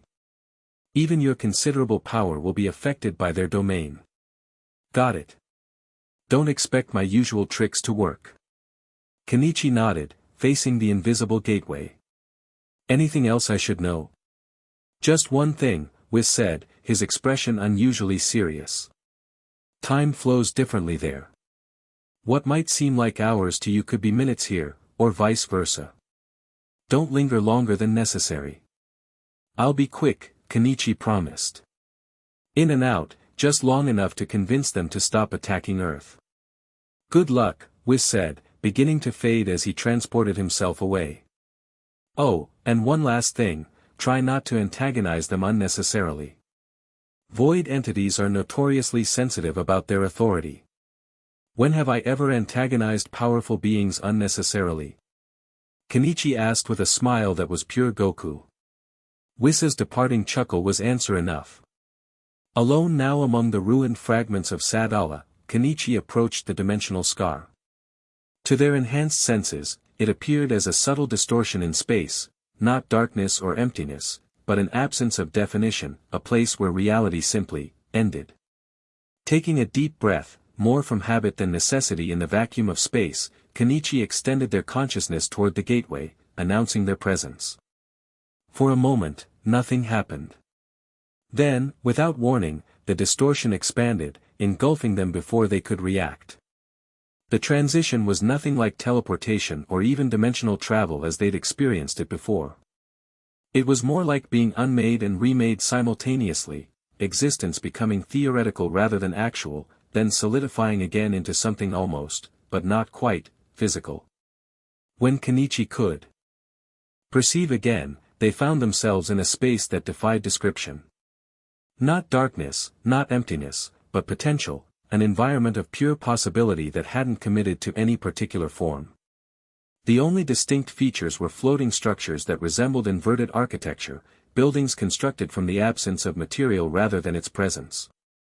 And figures, tall, abstract entities that seemed to shift between multiple possible forms simultaneously.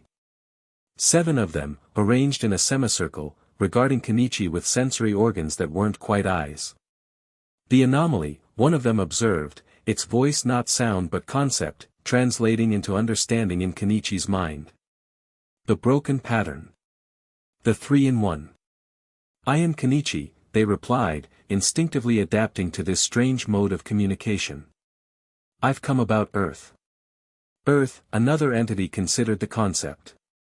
Insignificant planetary body. Scheduled for dimensional extraction due to anomaly contamination. That anomaly would be me, Kenichi said. And the extraction is unjustified. Earth has done nothing wrong. Earth harbors the 3-in-1, a third entity stated. The balance breaker. The boundary crosser. Kenichi's patience thinned. I have a name. And I haven't broken anything. I'm trying to establish proper balance between void and reality. The entities shifted, they're not quite forms expressing something like alarm or offense. Balance is not yours to establish, the first entity declared. Boundaries are not yours to define. The separation must be maintained. Why? Kenichi challenged. Why must void and reality remain so strictly divided? What are you afraid of? The question seemed to catch the entities off guard. Their forms flickered in what might have been the equivalent of exchanged glances. Fear is irrelevant, the second entity finally responded. The separation is fundamental. Without it, chaos returns. The chaos before pattern, added another. The undifferentiated state. The endless war. Understanding dawned within Kenichi's triple consciousness. You're talking about before the first triad. Before Zeno, the Oracle, and Zenos established the original boundaries. Silence fell over the assembly. The void entity's forms grew more distinct, as if Kenichi's words had forced them to commit more fully to their shapes. The 3-in-1 knows forbidden history, one observed. The 3-in-1 is dangerous, another concluded. The 3-in-1 must be contained, a third declared. Kenichi felt the environment shifting around them, the non-space becoming even less hospitable to their existence. They were trying to trap them here. Listen to me, Kenichi insisted, pushing back against the environmental pressure. I'm not trying to return everything to chaos. I'm trying to establish sustainable balance. The current system is failing, that's why void breaches are appearing everywhere. The breaches are symptoms of your interference, countered the first entity. Your transformation of the arena. Your manipulation of Zenos. Your very existence. No, Kenichi shook their head. The breaches started before my convergence. Zenos was already breaking through. Something fundamental is changing in the multiverse, with or without me. The void entities conferred silently among themselves, their forms shifting in patterns Kenichi couldn't interpret. Evidence will be evaluated, one finally stated. Until then, Earth remains scheduled for extraction. The 3-in-1 remains here for observation. That's not acceptable, Kenichi said firmly. I came voluntarily to discuss this. I won't be detained. Choice is an illusion of material existence, the entity replied dismissively. Here, in the void realm, we determine what is possible. As if to demonstrate this point, the non-space around Kenichi solidified, forming constraints that weren't physical but nonetheless restricted their movement and power. Their golden-purple energy dimmed, struggling against the void environment that actively suppressed it. You can't just imprison me, Kenichi protested, fighting against the constraints. We already have, the entity replied simply. Within their unified mind, Kenichi's three aspects worked rapidly to assess the situation. Their power was severely limited here, the void environment naturally suppressed material energy, including the destruction power they'd inherited from Goku's god status. But they weren't just destruction energy anymore. The convergence had created something new, balance energy, which theoretically should function even here, in the domain of void. We need to split, 18's aspect suggested suddenly. Split? Chi-Chi's aspect questioned. You mean separate? Temporarily, 18's aspect clarified. They're containing us as a unified entity. Their defenses might not account for three separate consciousnesses. It's worth a try, Goku's aspect agreed. But can we even do that here? Only one way to find out, 18's aspect concluded. With focused intent, Kenichi accessed the unique aspect of their power that allowed temporary separation. In the material world, they'd practiced this briefly, splitting into their three component selves for short periods before naturally recombining. Here, in the void realm, the process felt different, more difficult, as if the environment resisted the expression of distinct individuality. But slowly, painfully, Kenichi's form began to divide, golden-purple energy stretching and separating. The void entities noticed immediately, their forms flickering with what might have been alarm. Containment breach, one observed. The one becomes three. Adjust parameters, another commanded. Contain each aspect. But they were too slow. As Kenichi split fully into Goku, Chi-Chi, and 18, each component self slipped through different weaknesses in the void containment. Goku materialized first, his form slightly transparent in the void environment but functional. His destruction energy flickered weakly around him, but his psion power, the energy of living matter pushed to its limits, remained accessible. Chi-Chi appeared next, her connection to destruction energy manifesting differently here, more like an anchor to physical reality, a defiance of the void's attempt to unmake her. 18 formed last, her cybernetic components giving her unique advantages in this environment. The mechanical aspects of her being operated on principles that weren't entirely subject to the void suppression. It worked! Goku exclaimed, his voice sounding distant and echoing in the non-space. Don't celebrate yet, 18 cautioned, analyzing their surroundings. We're still in their domain, and they're adapting. Indeed, the void entities were already reforming their containment strategies, creating separate barriers for each of them.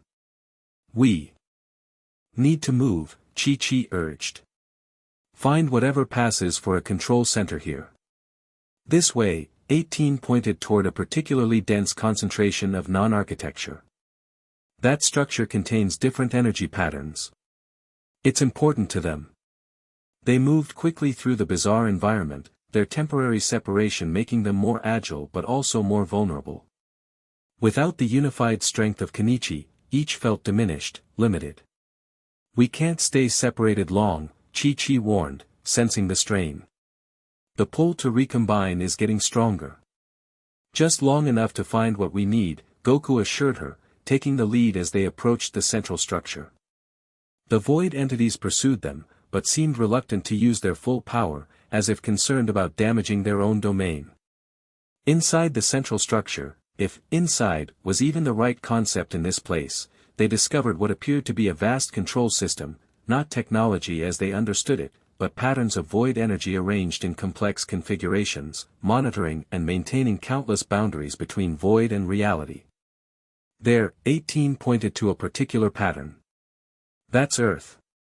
They've already begun the extraction process.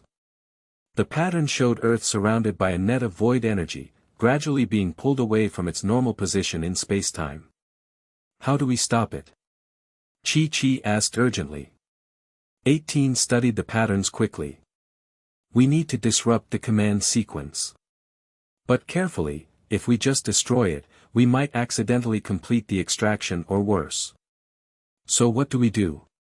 Goku asked, keeping watch for the pursuing entities. We need to rewrite it, 18 realized. Change the parameters from extract to preserve. But I don't know how to manipulate void energy in this form. I might, Chi-Chi said surprisingly. My aspect of destruction energy always focused on precision, on selective unmaking. It's not so different from rewriting. Worth a try, 18 agreed, stepping aside. Chi-Chi approached the pattern cautiously, extending her hands toward the void energy configuration. Rather than trying to destroy it, she focused on reshaping it, unmaking specific connections and allowing new ones to form in their place. To her surprise, the void energy responded, reluctantly at first, then more readily as she found the right approach. The pattern began to shift, the extraction protocol slowly reversing. "It's working!" Goku exclaimed. "Not for long," 18 warned, pointing to the entrance where void entities were converging rapidly. "They've figured out what we're doing." "I need more time," Chi-Chi insisted, continuing her delicate manipulation. "Just a little longer." "I'll handle them," Goku said, stepping forward to face the approaching entities. Even with his powers diminished in this environment, his fighting spirit remained undiminished. "Just hurry." As Goku engaged the void entities, his techniques modified to work in this strange space, 18 joined Chi-Chi at the control pattern. "Let me help," she offered. "My systems can analyze the pattern structure. Together we can work faster." Chi-Chi nodded, and the two women worked in tandem, their partial connection from being aspects of Kenichi allowing them to coordinate perfectly despite the separation. Meanwhile, Goku was discovering that conventional fighting didn't work well against void entities. They didn't have bodies to damage in any traditional sense. But they did have cohesion, the patterns that maintained their distinct identities within the void. "If I can't punch you," he muttered, adapting his strategy, "I'll just have to get creative." Drawing on his diminished but still present destruction energy, Goku focused not on destroying the entities themselves, but on disrupting the patterns that defined them. It was like unraveling a knot rather than cutting it, finding the key points where their self-organization was most vulnerable. The first void entity he targeted shuddered, its form temporarily losing definition before reorganizing itself more slowly. "That works." Goku grinned, applying the same technique to the others.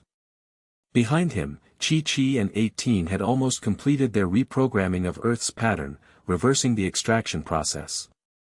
But as they finished, alarms began to sound throughout the structure, not audible alarms, but patterns of void energy pulsing with urgency. "They've triggered some kind of security protocol," 18 realized, scanning the spreading patterns. "They're locking down the entire system. We need to get out of here," Chi-Chi urged. "Before they trap us completely." "Goku!" 18 called. "Time to go." Goku backed away from the disoriented void entities, rejoining the women. "Did it work? Is Earth safe?" "For now," Chi-Chi confirmed. "But we won't be if we don't leave immediately." "The gateway," 18 reminded them. "We need to get back to where we entered." But as they turned to leave, they found their path blocked by the full assembly of void entities, now fully committed to their forms and radiating power that made the non-space around them warp dangerously. "The three shall not depart," declared the leader. "The balance must be preserved. The boundaries must remain." "We're not trying to erase boundaries," Chi-Chi insisted. "We're trying to make them work properly."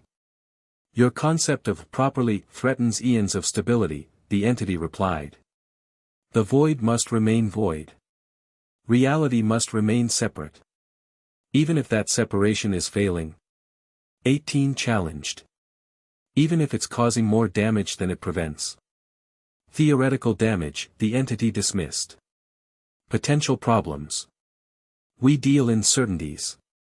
"That's your mistake," Goku said suddenly, stepping forward. "Nothing's certain. Everything changes. That's what makes life worth living." The void entities regarded him with something like incomprehension. "Life is a temporary state. Void is eternal." "Maybe," Goku conceded. "But right now, we're alive. And we're going home." The pull between the three of them had grown nearly irresistible, the separation taxing their individual forms beyond sustainable limits. They needed to recombine soon or risk permanent damage. "Together," Chi-Chi said, reaching for the other's hands. As they joined hands, golden-purple energy flared around them, the convergence reasserting itself naturally. The void entities moved to stop them, but too late.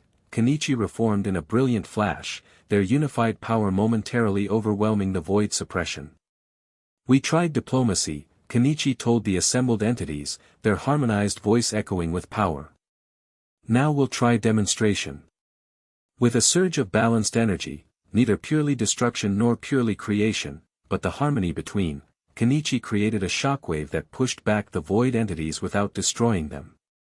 Then, focusing on the dimensional scar that had allowed their entry, they tore open a path back to physical reality. "This isn't over," the lead entity warned as Kenichi moved toward the exit. "The extraction may be halted, but Earth remains contaminated by your presence. We will find other methods. When you do, we'll be waiting," Kenichi replied.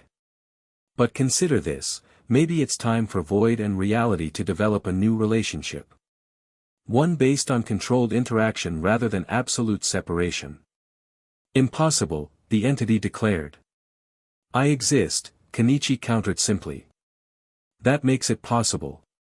With those parting words, they passed through the dimensional tear, returning to the ruins of planet Sadala in a disorienting rush of sensation as reality reasserted itself around them.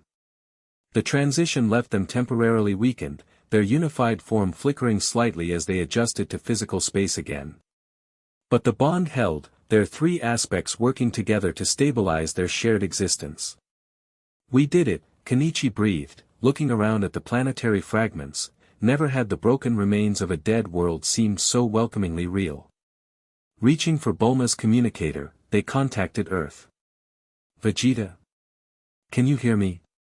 Static crackled, then Vegeta's voice came through, strained but clear. "About time. What happened?" "We convinced the Void Council to stop the extraction," Kenichi explained. "At least temporarily. How's Earth?" "Still under attack, but the breaches have stopped expanding." Sounds of combat could be heard in the background. "Whatever you did, it helped. But we could use you back here. These creatures keep adapting to our countermeasures." "On my way," Kenichi assured him. "Just need to," a sudden ripple in space interrupted them, not a void breach, but something different. Reality folded, and a familiar figure stepped through. "Xenos?" Kenichi questioned, instantly on guard. "How did you escape containment?" But as the figure fully materialized, they realized it wasn't Xenos, at least, not exactly. This being had Xenos' general appearance, but more defined, more committed to physical form. And where Xenos had radiated void energy, this entity contained a strange mixture of void and celestial power. "Not Xenos," the being corrected. "Though we share origins. You may call me Kairos." "What do you want?" Kenichi demanded, maintaining a defensive posture. "To thank you," Kairos replied smoothly. "Your actions in the void realm created the perfect distraction. While their attention was focused on you, I was able to access their central systems." Alarm spread through Kenichi's unified consciousness. "What did you do?" "Nothing they won't discover soon enough," Kairos smiled enigmatically. "But that's not why I've sought you out. I came to deliver a message, from Xenos himself." "He's still contained," Kenichi stated firmly. "We would have sensed if he'd escaped." "Oh, he remains in your little garden prison," Kairos assured them. "But his consciousness extends beyond physical containment. And he wants you to know something important." "Which is?" "The Void Council and Celestial Council are two sides of the same flawed system, each maintaining an artificial separation that grows more unsustainable by the moment." Kairos began circling Kenichi slowly. "Your convergence was supposed to be the solution, three aspects in perfect balance creating a new paradigm. But you've squandered that potential, used it for mere damage control." "We stopped Xenos from unmaking reality," Kenichi pointed out. "I wouldn't call that squandering." "You stopped one attempt," Kairos corrected. "But the fundamental problem remains. The multiverse continues to fracture along its artificial boundaries. And what does Xenos suggest we do about it?" Kairos stopped circling, facing Kenichi directly. "Complete the work of the first triad. Finish what they started but lacked the courage to complete. Remake the boundaries not as walls but as permeable membranes, allowing controlled flow between states of being." "And how exactly would we do that?" Kenichi asked skeptically. With this, Kairos extended his hand, revealing a small crystalline object that seemed to exist in multiple states simultaneously, sometimes solid, sometimes energy, sometimes neither. The Key of Origins. Created by the first triad at the dawn of time, then separated and hidden when they could not agree on its use. Kenichi studied the object cautiously. What does it do? It accesses the fundamental patterns that define the separation between void and reality, Kairos explained. With it, one could rewrite those patterns, establish new rules for how the multiverse functions. That's too much power for anyone to wield, Kenichi stated firmly. For one being, perhaps, Kairos conceded. But for a perfectly balanced triad? For three perspectives working in harmony? That was its intended purpose. Despite their suspicion, Kenichi felt drawn to the crystal. All three aspects of their consciousness recognized its significance. This was no ordinary artifact, but something that predated the current cosmic order. Why would Xenos want us to have this? They asked. It goes against everything he was trying to accomplish. Does it? Kairos raised an eyebrow. Xenos never wanted total void. He wanted balance, true balance, not the artificial separation imposed by Xeno and the Oracle. Your convergence showed him another possibility, balance achieved through harmony rather than opposition. Before Kenichi could respond, their communicator crackled urgently. Need immediate backup. Vegeta's voice came through, distorted by interference. New breach at Capsule Corp, bigger than the others. Some kind of, the transmission cut off abruptly. Earth needs you, Kairos observed, holding out the crystal. Take the key. Use it or don't, that choice is yours. But without it, you're merely reacting to symptoms rather than addressing the disease. Kenichi hesitated, their three aspects divided on how to proceed. Goku's instinct was to grab the key and rush to Earth's defense. Chi-Chi's was to reject anything associated with Xenos. 18's was to analyze the strategic implications of accepting such a powerful artifact. Time grows short, Kairos prompted. Your friends fight a losing battle. With a decision born of compromise between their aspects, Kenichi reached out and took the crystal. The moment their fingers touched it, energy surged through them, not hostile, but overwhelming, like connecting to a cosmic power grid. Visions flashed through their triple consciousness, the first triad creating the original boundaries, the key being used to define void and reality, the subsequent disagreement that led to their separation, Xenos' corruption, eons of rigid cosmic order gradually growing brittle. When the visions faded, Kenichi found themselves alone among the planetary ruins, Kairos having vanished as suddenly as he'd appeared. The key pulsed gently in their hand, its energy resonating with their own. Vegeta, they tried the communicator again. We're coming. Hold on. Without waiting for a response, Kenichi focused their energy on returning to Earth, the key of origin secured within their unified form. Earth's situation had deteriorated dramatically during Kenichi's absence. The void creatures had evolved further, developing resistance to the Z-Fighters' adapted weapons. Several major cities were under full attack, with void energy corrupting physical matter wherever it touched. Kenichi materialized above Capsule Corp just in time to witness the new breach Vegeta had warned them about, a massive tear in reality that dwarfed the earlier ones. Through it poured not just void creatures but fully formed void constructs, massive geometries of non-existence that consumed everything in their path. Vegeta and the others had formed a desperate defensive line around the compound, their energy attacks barely slowing the void advance. About time. Vegeta shouted when he spotted Kenichi. Whatever you did to make them angry, they're certainly holding a grudge. This isn't the Void Council, Kenichi realized, studying the new breach. This energy signature is different, a hybrid of void and something else. Fascinating, Vegeta grunted, blasting another creature. Any idea how to stop it? Kenichi assessed the situation quickly.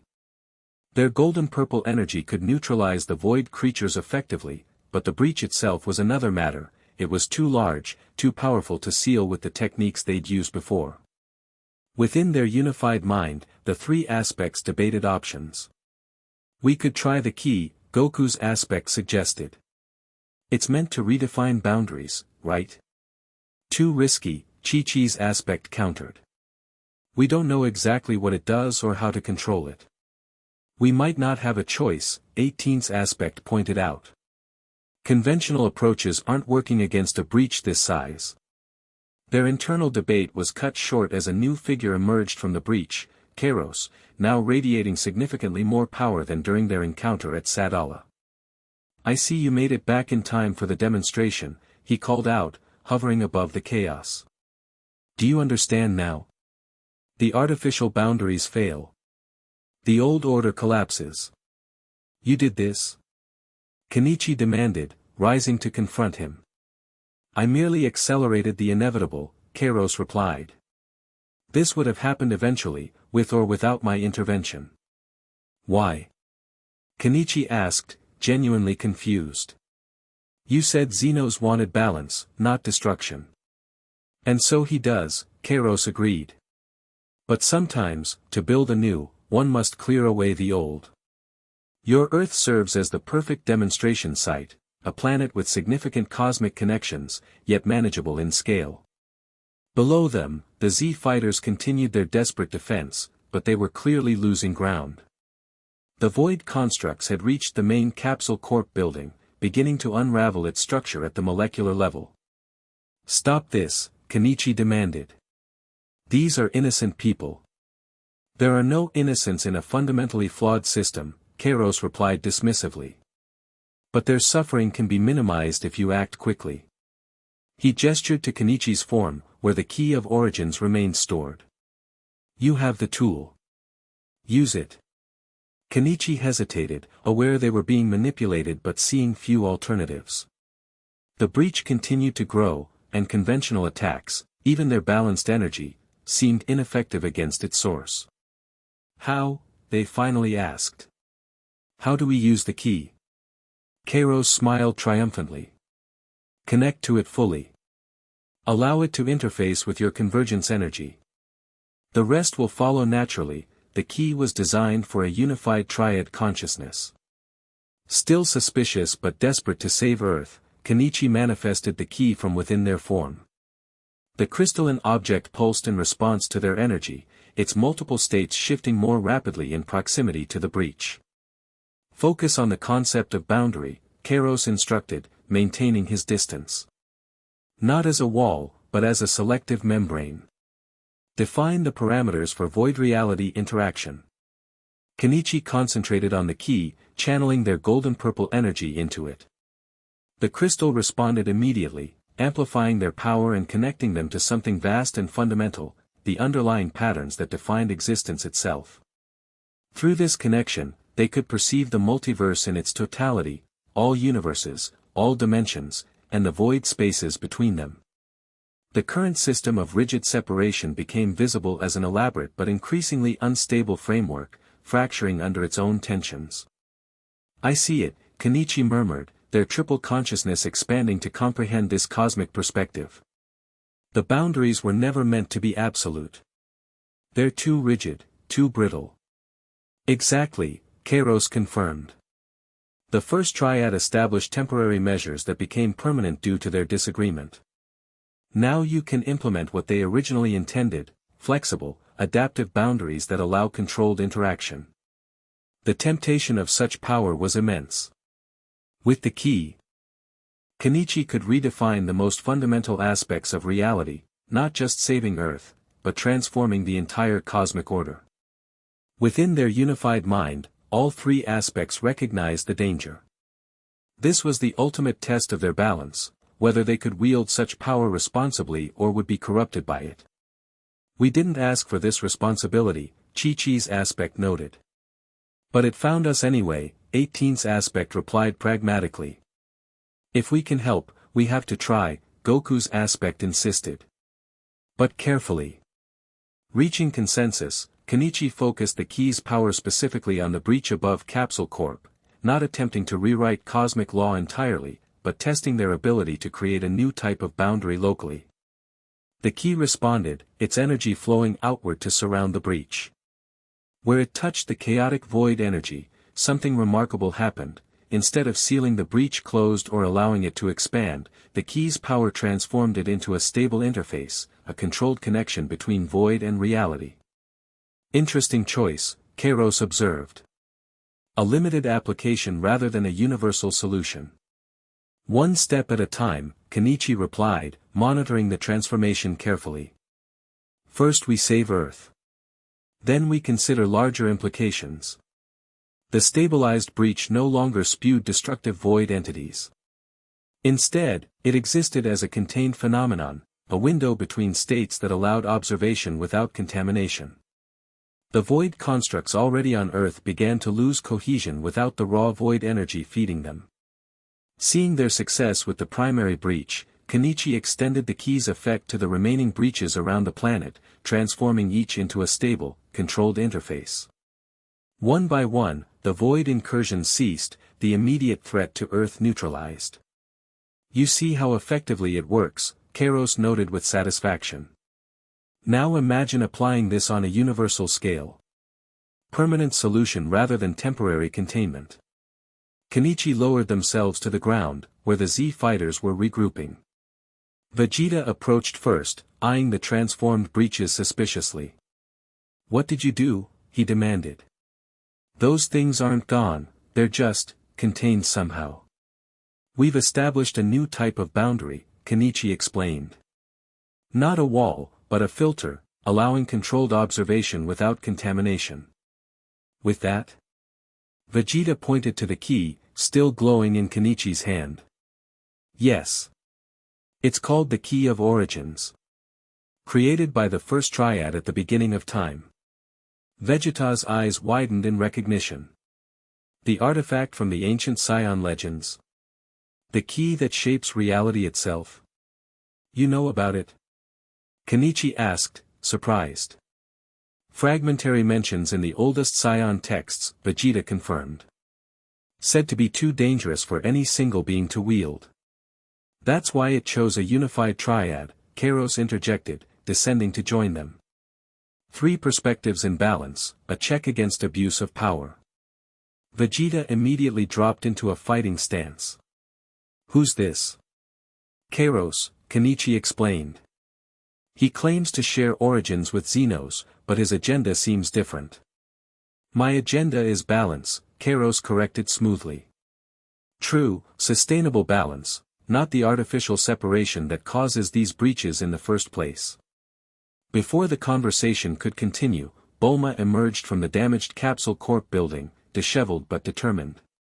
Whatever you did, it worked, she announced, checking readings on a handheld device. The void energy is stabilizing, becoming measurable. We might actually be able to study it now. That's exactly the point, Kairos noted. Controlled interaction rather than absolute separation. Bulma eyed him suspiciously. And you are? Apparently, our new cosmic problem, Vegeta muttered. I prefer to think of myself as a solution provider, Kairos replied with a slight bow. One who recognizes the potential of your unique triad. Kenichi remained focused on the key, sensing its continued connection to the fundamental patterns of reality. The power it offered was intoxicating, the ability to redefine existence itself, to reshape the relationship between void and matter according to their understanding of balance. Within their unified mind, a debate continued. We could fix everything, Goku's aspect recognized. Not just Earth, but all the problems in every universe. Or cause catastrophic damage if we make a mistake, Chi-Chi's aspect cautioned. This isn't like fighting an enemy. It's rewriting the rules of existence. The strategic approach would be limited testing, 18's aspect suggested. Controlled applications, gradually expanded as we understand the consequences. Their internal dialogue was interrupted by a familiar energy signature approaching rapidly, Whis, accompanied by Lady Tempest and several other Celestial Council members. Oh dear, Kairos murmured. The old order arrives to maintain the status quo. How predictable.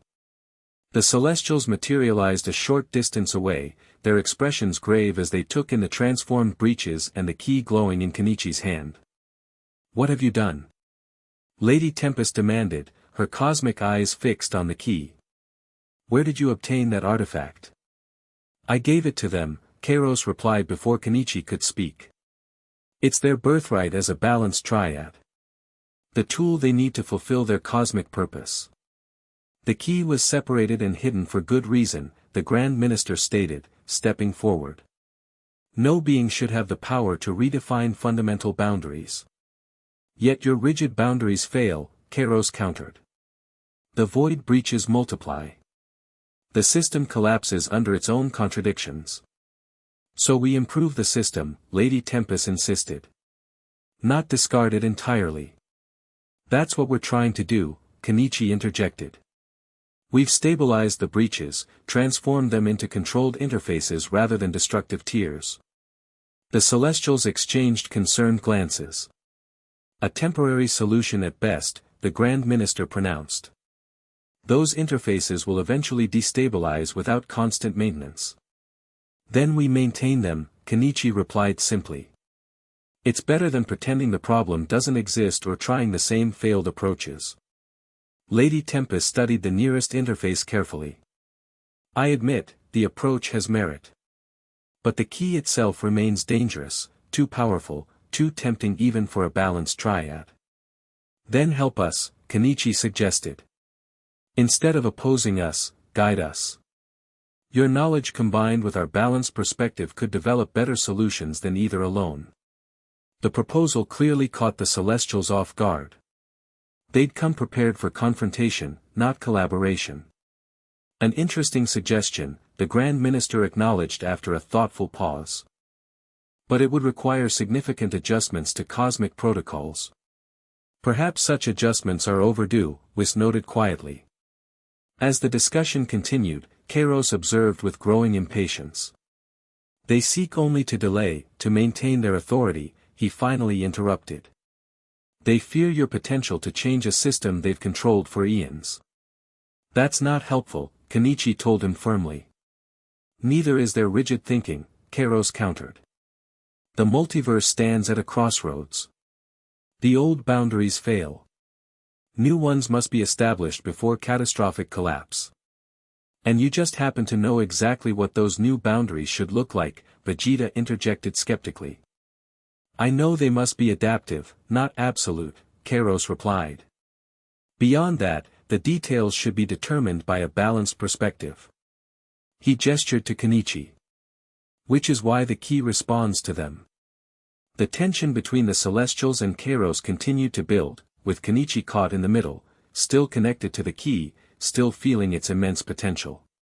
A sudden tremor shook the ground, and one of the stabilized interfaces flickered ominously. "What's happening?" Bulma demanded, checking her instruments. "The interfaces are linked to the key," the Grand Minister explained grimly. "And the key responds to the wielder's emotions. Your internal conflict is destabilizing your work." Kenichi realized he was right. The debate within their unified consciousness was affecting their connection to the key, causing fluctuations in the boundaries they'd established. "We need to decide," they murmured, more to themselves than anyone else. "Commit to a course of action. Use the key as it was intended," Kairos urged. "Rewrite the fundamental boundaries. Create a new cosmic order based on balance rather than separation. Or relinquish it," Lady Tempest countered. "Allow the councils to develop a measured approach to these challenges."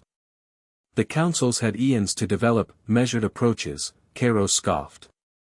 "Their failure is evident in every breach, every incursion." The interfaces flickered again, more violently this time, void energy beginning to leak through in unstable bursts. "Whatever you're going to do, do it fast," Vegeta warned, preparing to defend against new void entities.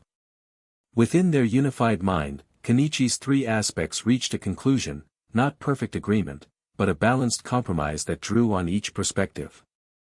"We won't surrender the key," they announced, their voice resonating with certainty.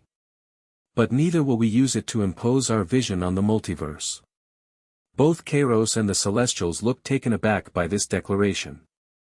"Then what will you do?" the Grand Minister asked. Kenichi raised the key, channeling their golden-purple energy into it with renewed focus. "We'll use it to create a neutral ground, a realm between realms where void and reality can interact safely, where representatives from both sides can work toward sustainable solutions." The key responded to this balanced intention, its energy expanding outward not to rewrite cosmic law entirely, but to establish a specific new domain, a buffer zone between states of existence, anchored by the stabilized interfaces. "Interesting compromise," Whis observed, watching the energy patterns take shape. "A half measure," Kairos criticized. "Delaying the inevitable. Or preventing a hasty mistake," Lady Tempest countered, studying the forming buffer realm with growing interest. As the new domain solidified, Kenichi maintained their connection to the key, using it to define specific properties. This would be a place where void and reality existed in controlled balance, where representatives from both councils could meet and interact without either having absolute authority. "Consider it neutral territory," they explained as the work completed. "A place to develop collaborative solutions rather than enforcing absolute separation or complete integration." The stabilized interfaces now connected to this buffer realm rather than directly between void and reality, providing safer, more controlled access points. "You've created a cosmic demilitarized zone," Bulma observed with scientific appreciation. "Clever. A temporary measure at best," Kairos insisted, though his certainty seemed diminished. "Perhaps," Kenichi acknowledged. "But better than rushing into cosmic restructuring without understanding all implications." The Grand Minister approached, studying the key and its connection to the new realm. "This approach has potential. The buffer zone could allow for controlled experiments, gradual adaptation rather than sudden change." "That's the idea," Kenichi confirmed. "Balance through measured progress, not revolutionary upheaval or rigid stagnation." Lady Tempest nodded slowly. The Celestial Council would need to confer with the Void Council. Establish protocols for interaction within this buffer realm. "Exactly what we hoped," Kenichi said with satisfaction. "Dialogue rather than conflict." Kairos observed these developments with a mixture of frustration and thoughtful reassessment. "Not what Xenos envisioned," he finally said. "But perhaps, a step in the right direction." "You're welcome to participate," Kenichi told him. "If you genuinely seek balance rather than dominance." Before Kairos could respond, a new disturbance rippled through reality, not from the interfaces this time, but from the direction of the transformed tournament arena where Xenos remained contained. "He calls me," Kairos said, his form beginning to flicker. "This conversation isn't over, Triad. The fundamental problems remain." With that cryptic statement, he vanished, transporting himself away from Earth.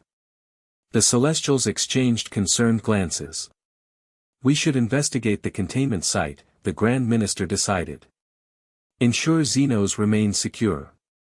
"Go," Kenichi agreed. "We'll maintain the buffer realm and interfaces here." As the Celestials departed, leaving only Whis behind, the immediate crisis appeared resolved.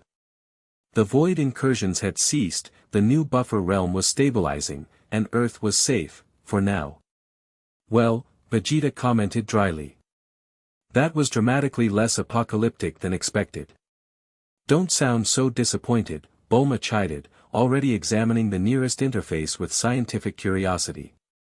Kenichi smiled at their banter, a moment of normalcy amid cosmic drama.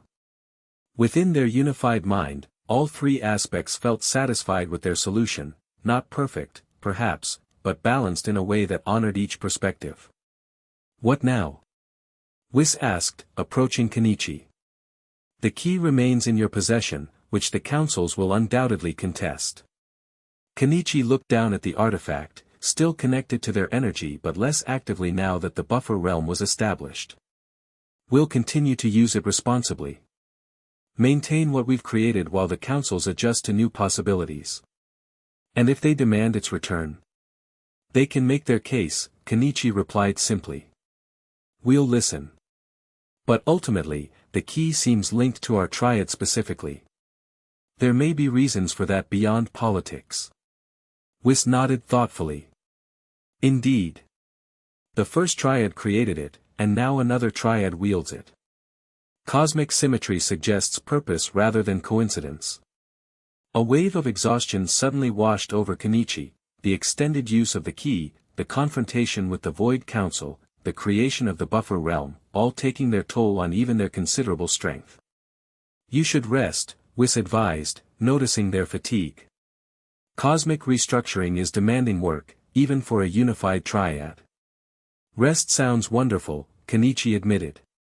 Before they could say more, their form flickered, the strain of maintaining perfect unification finally catching up to them. Interesting, Whis observed. It seems even your convergence has limits. Not limits, Kenichi corrected, feeling the three aspects of their being begin to separate naturally. Just, rhythms. Like breathing. With that explanation, their unified form dissolved, Goku, Chi-Chi, and 18 reappearing as separate individuals for the first time since their confrontation with Xenos. The separation felt strange after so long unified, like suddenly losing 2/3 of oneself. But it also brought a certain relief, a chance to experience individual existence again. Whoa, Goku exclaimed, looking down at his hands. That feels weird. Understatement, 18 agreed, rolling her shoulders as if adjusting to her singular form. Chi-Chi reached out instinctively, taking both their hands. The moment they touched, the bond between them pulsed strongly, not pulling them back into convergence, but maintaining their connection even in separate forms. We're still linked, she realized. Just, individually expressed for now. The convergence appears cyclical rather than permanent, Whis theorized.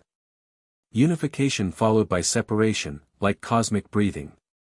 Goku grinned. That's actually pretty cool. Best of both worlds. The key of origins, which had been part of Kenichi's unified form, now hovered between the three of them, connected to each by threads of golden-purple energy. And the key remains linked to all of you, Whis noted with interest.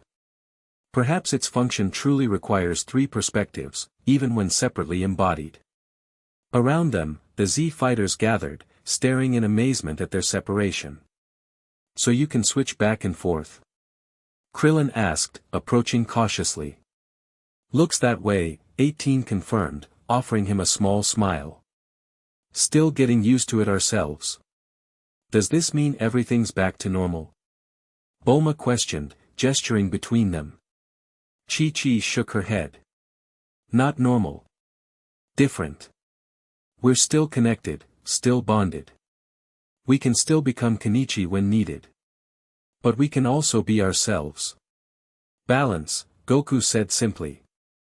Just like everything else we've been working toward. As the immediate crisis passed, Earth began the process of recovery. The stabilized interfaces remained as windows to the buffer realm, carefully monitored by both scientific teams and cosmic representatives. The key stayed with its triad wielders, who learned to share its maintenance even in their separated state. In the months that followed, the relationship between the three evolved into something unprecedented, not quite a traditional marriage, but a profound connection that transcended ordinary definitions. They established a home together on the outskirts of Mount Paozu, a place where they could live both as individuals and periodically reunite as Kenichi when cosmic duties required. Their children adjusted to the unusual arrangement with varying degrees of acceptance. Gohan, ever the scholar, found the metaphysical implications fascinating. Goten simply enjoyed having three parents to train with. Marin visited regularly, forming a special bond with Chi-Chi while maintaining her relationship with 18. Krillin, after initial struggles, found a new place in their extended family, not 18's husband anymore, but something equally important, a treasured friend and co-parent whose well-being mattered deeply to all three of them. The Celestial Council and Void Council, forced by circumstances to interact through the buffer realm, gradually developed protocols for addressing boundary weaknesses. Progress was slow, often contentious, but measurably real, a cosmic détente replacing ages of rigid separation. Kairos remained an enigmatic figure, occasionally appearing to challenge their approach or warn of continuing instabilities. Whether ally, adversary, or something in between remained unclear, but his presence served as a reminder that fundamental questions about cosmic structure remained unresolved. Xenos himself remained contained, his healing process continuing under careful observation. Occasionally, through their connection to the key, the triad received impressions from him, not quite communication, but awareness, a sense of ancient consciousness gradually remembering what balance truly meant. One evening, exactly 1 year after the convergence, Goku, Chi-Chi, and 18 stood together on a cliffside overlooking their home.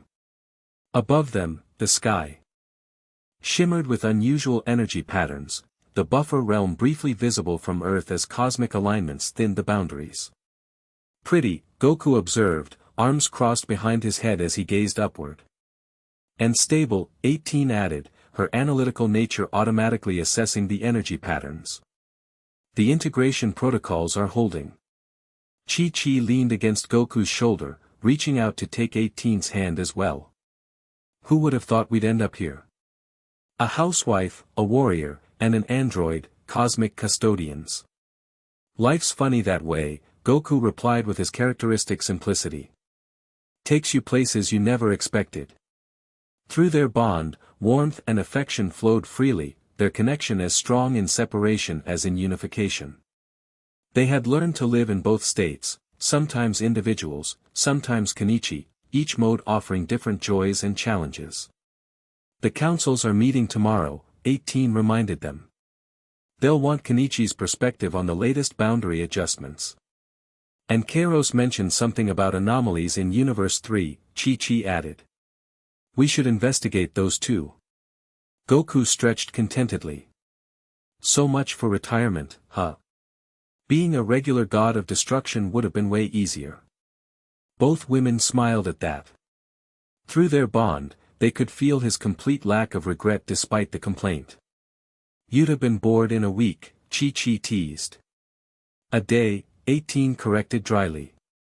Their easy banter was interrupted by a subtle shift in the energy above them. The key of origins, which usually rested in a specially designed chamber in their home, appeared hovering before them, pulsing with gentle light. That's new, Goku observed, instantly alert. The key projected images into the air, cosmic patterns shifting, realigning, evolving. Not a crisis, but a natural development in the ongoing integration between void and reality. It's showing us the progress, 18 realized. The buffer realm is expanding naturally, creating more stable interfaces. The work continues, Chi-Chi said softly. With or without constant intervention. The key pulsed once more, then returned to its resting place, leaving them to contemplate its message. Goku looked at the two women who shared his existence, his bond, his cosmic responsibility. Ready for whatever comes next. Chi-Chi squeezed his hand. Together. Always, 18 agreed. As the celestial display continued overhead, the three stood united, separate in form but joined in purpose, their unique bond a living example of the balance they sought to establish throughout the cosmos. In the distance, a small light appeared, a new star being born in a region where void and reality now interacted in controlled harmony. Not the end of their story, but merely the beginning of its next chapter. The end. Thank you for watching this video. Please be sure to subscribe to our channel and like this video.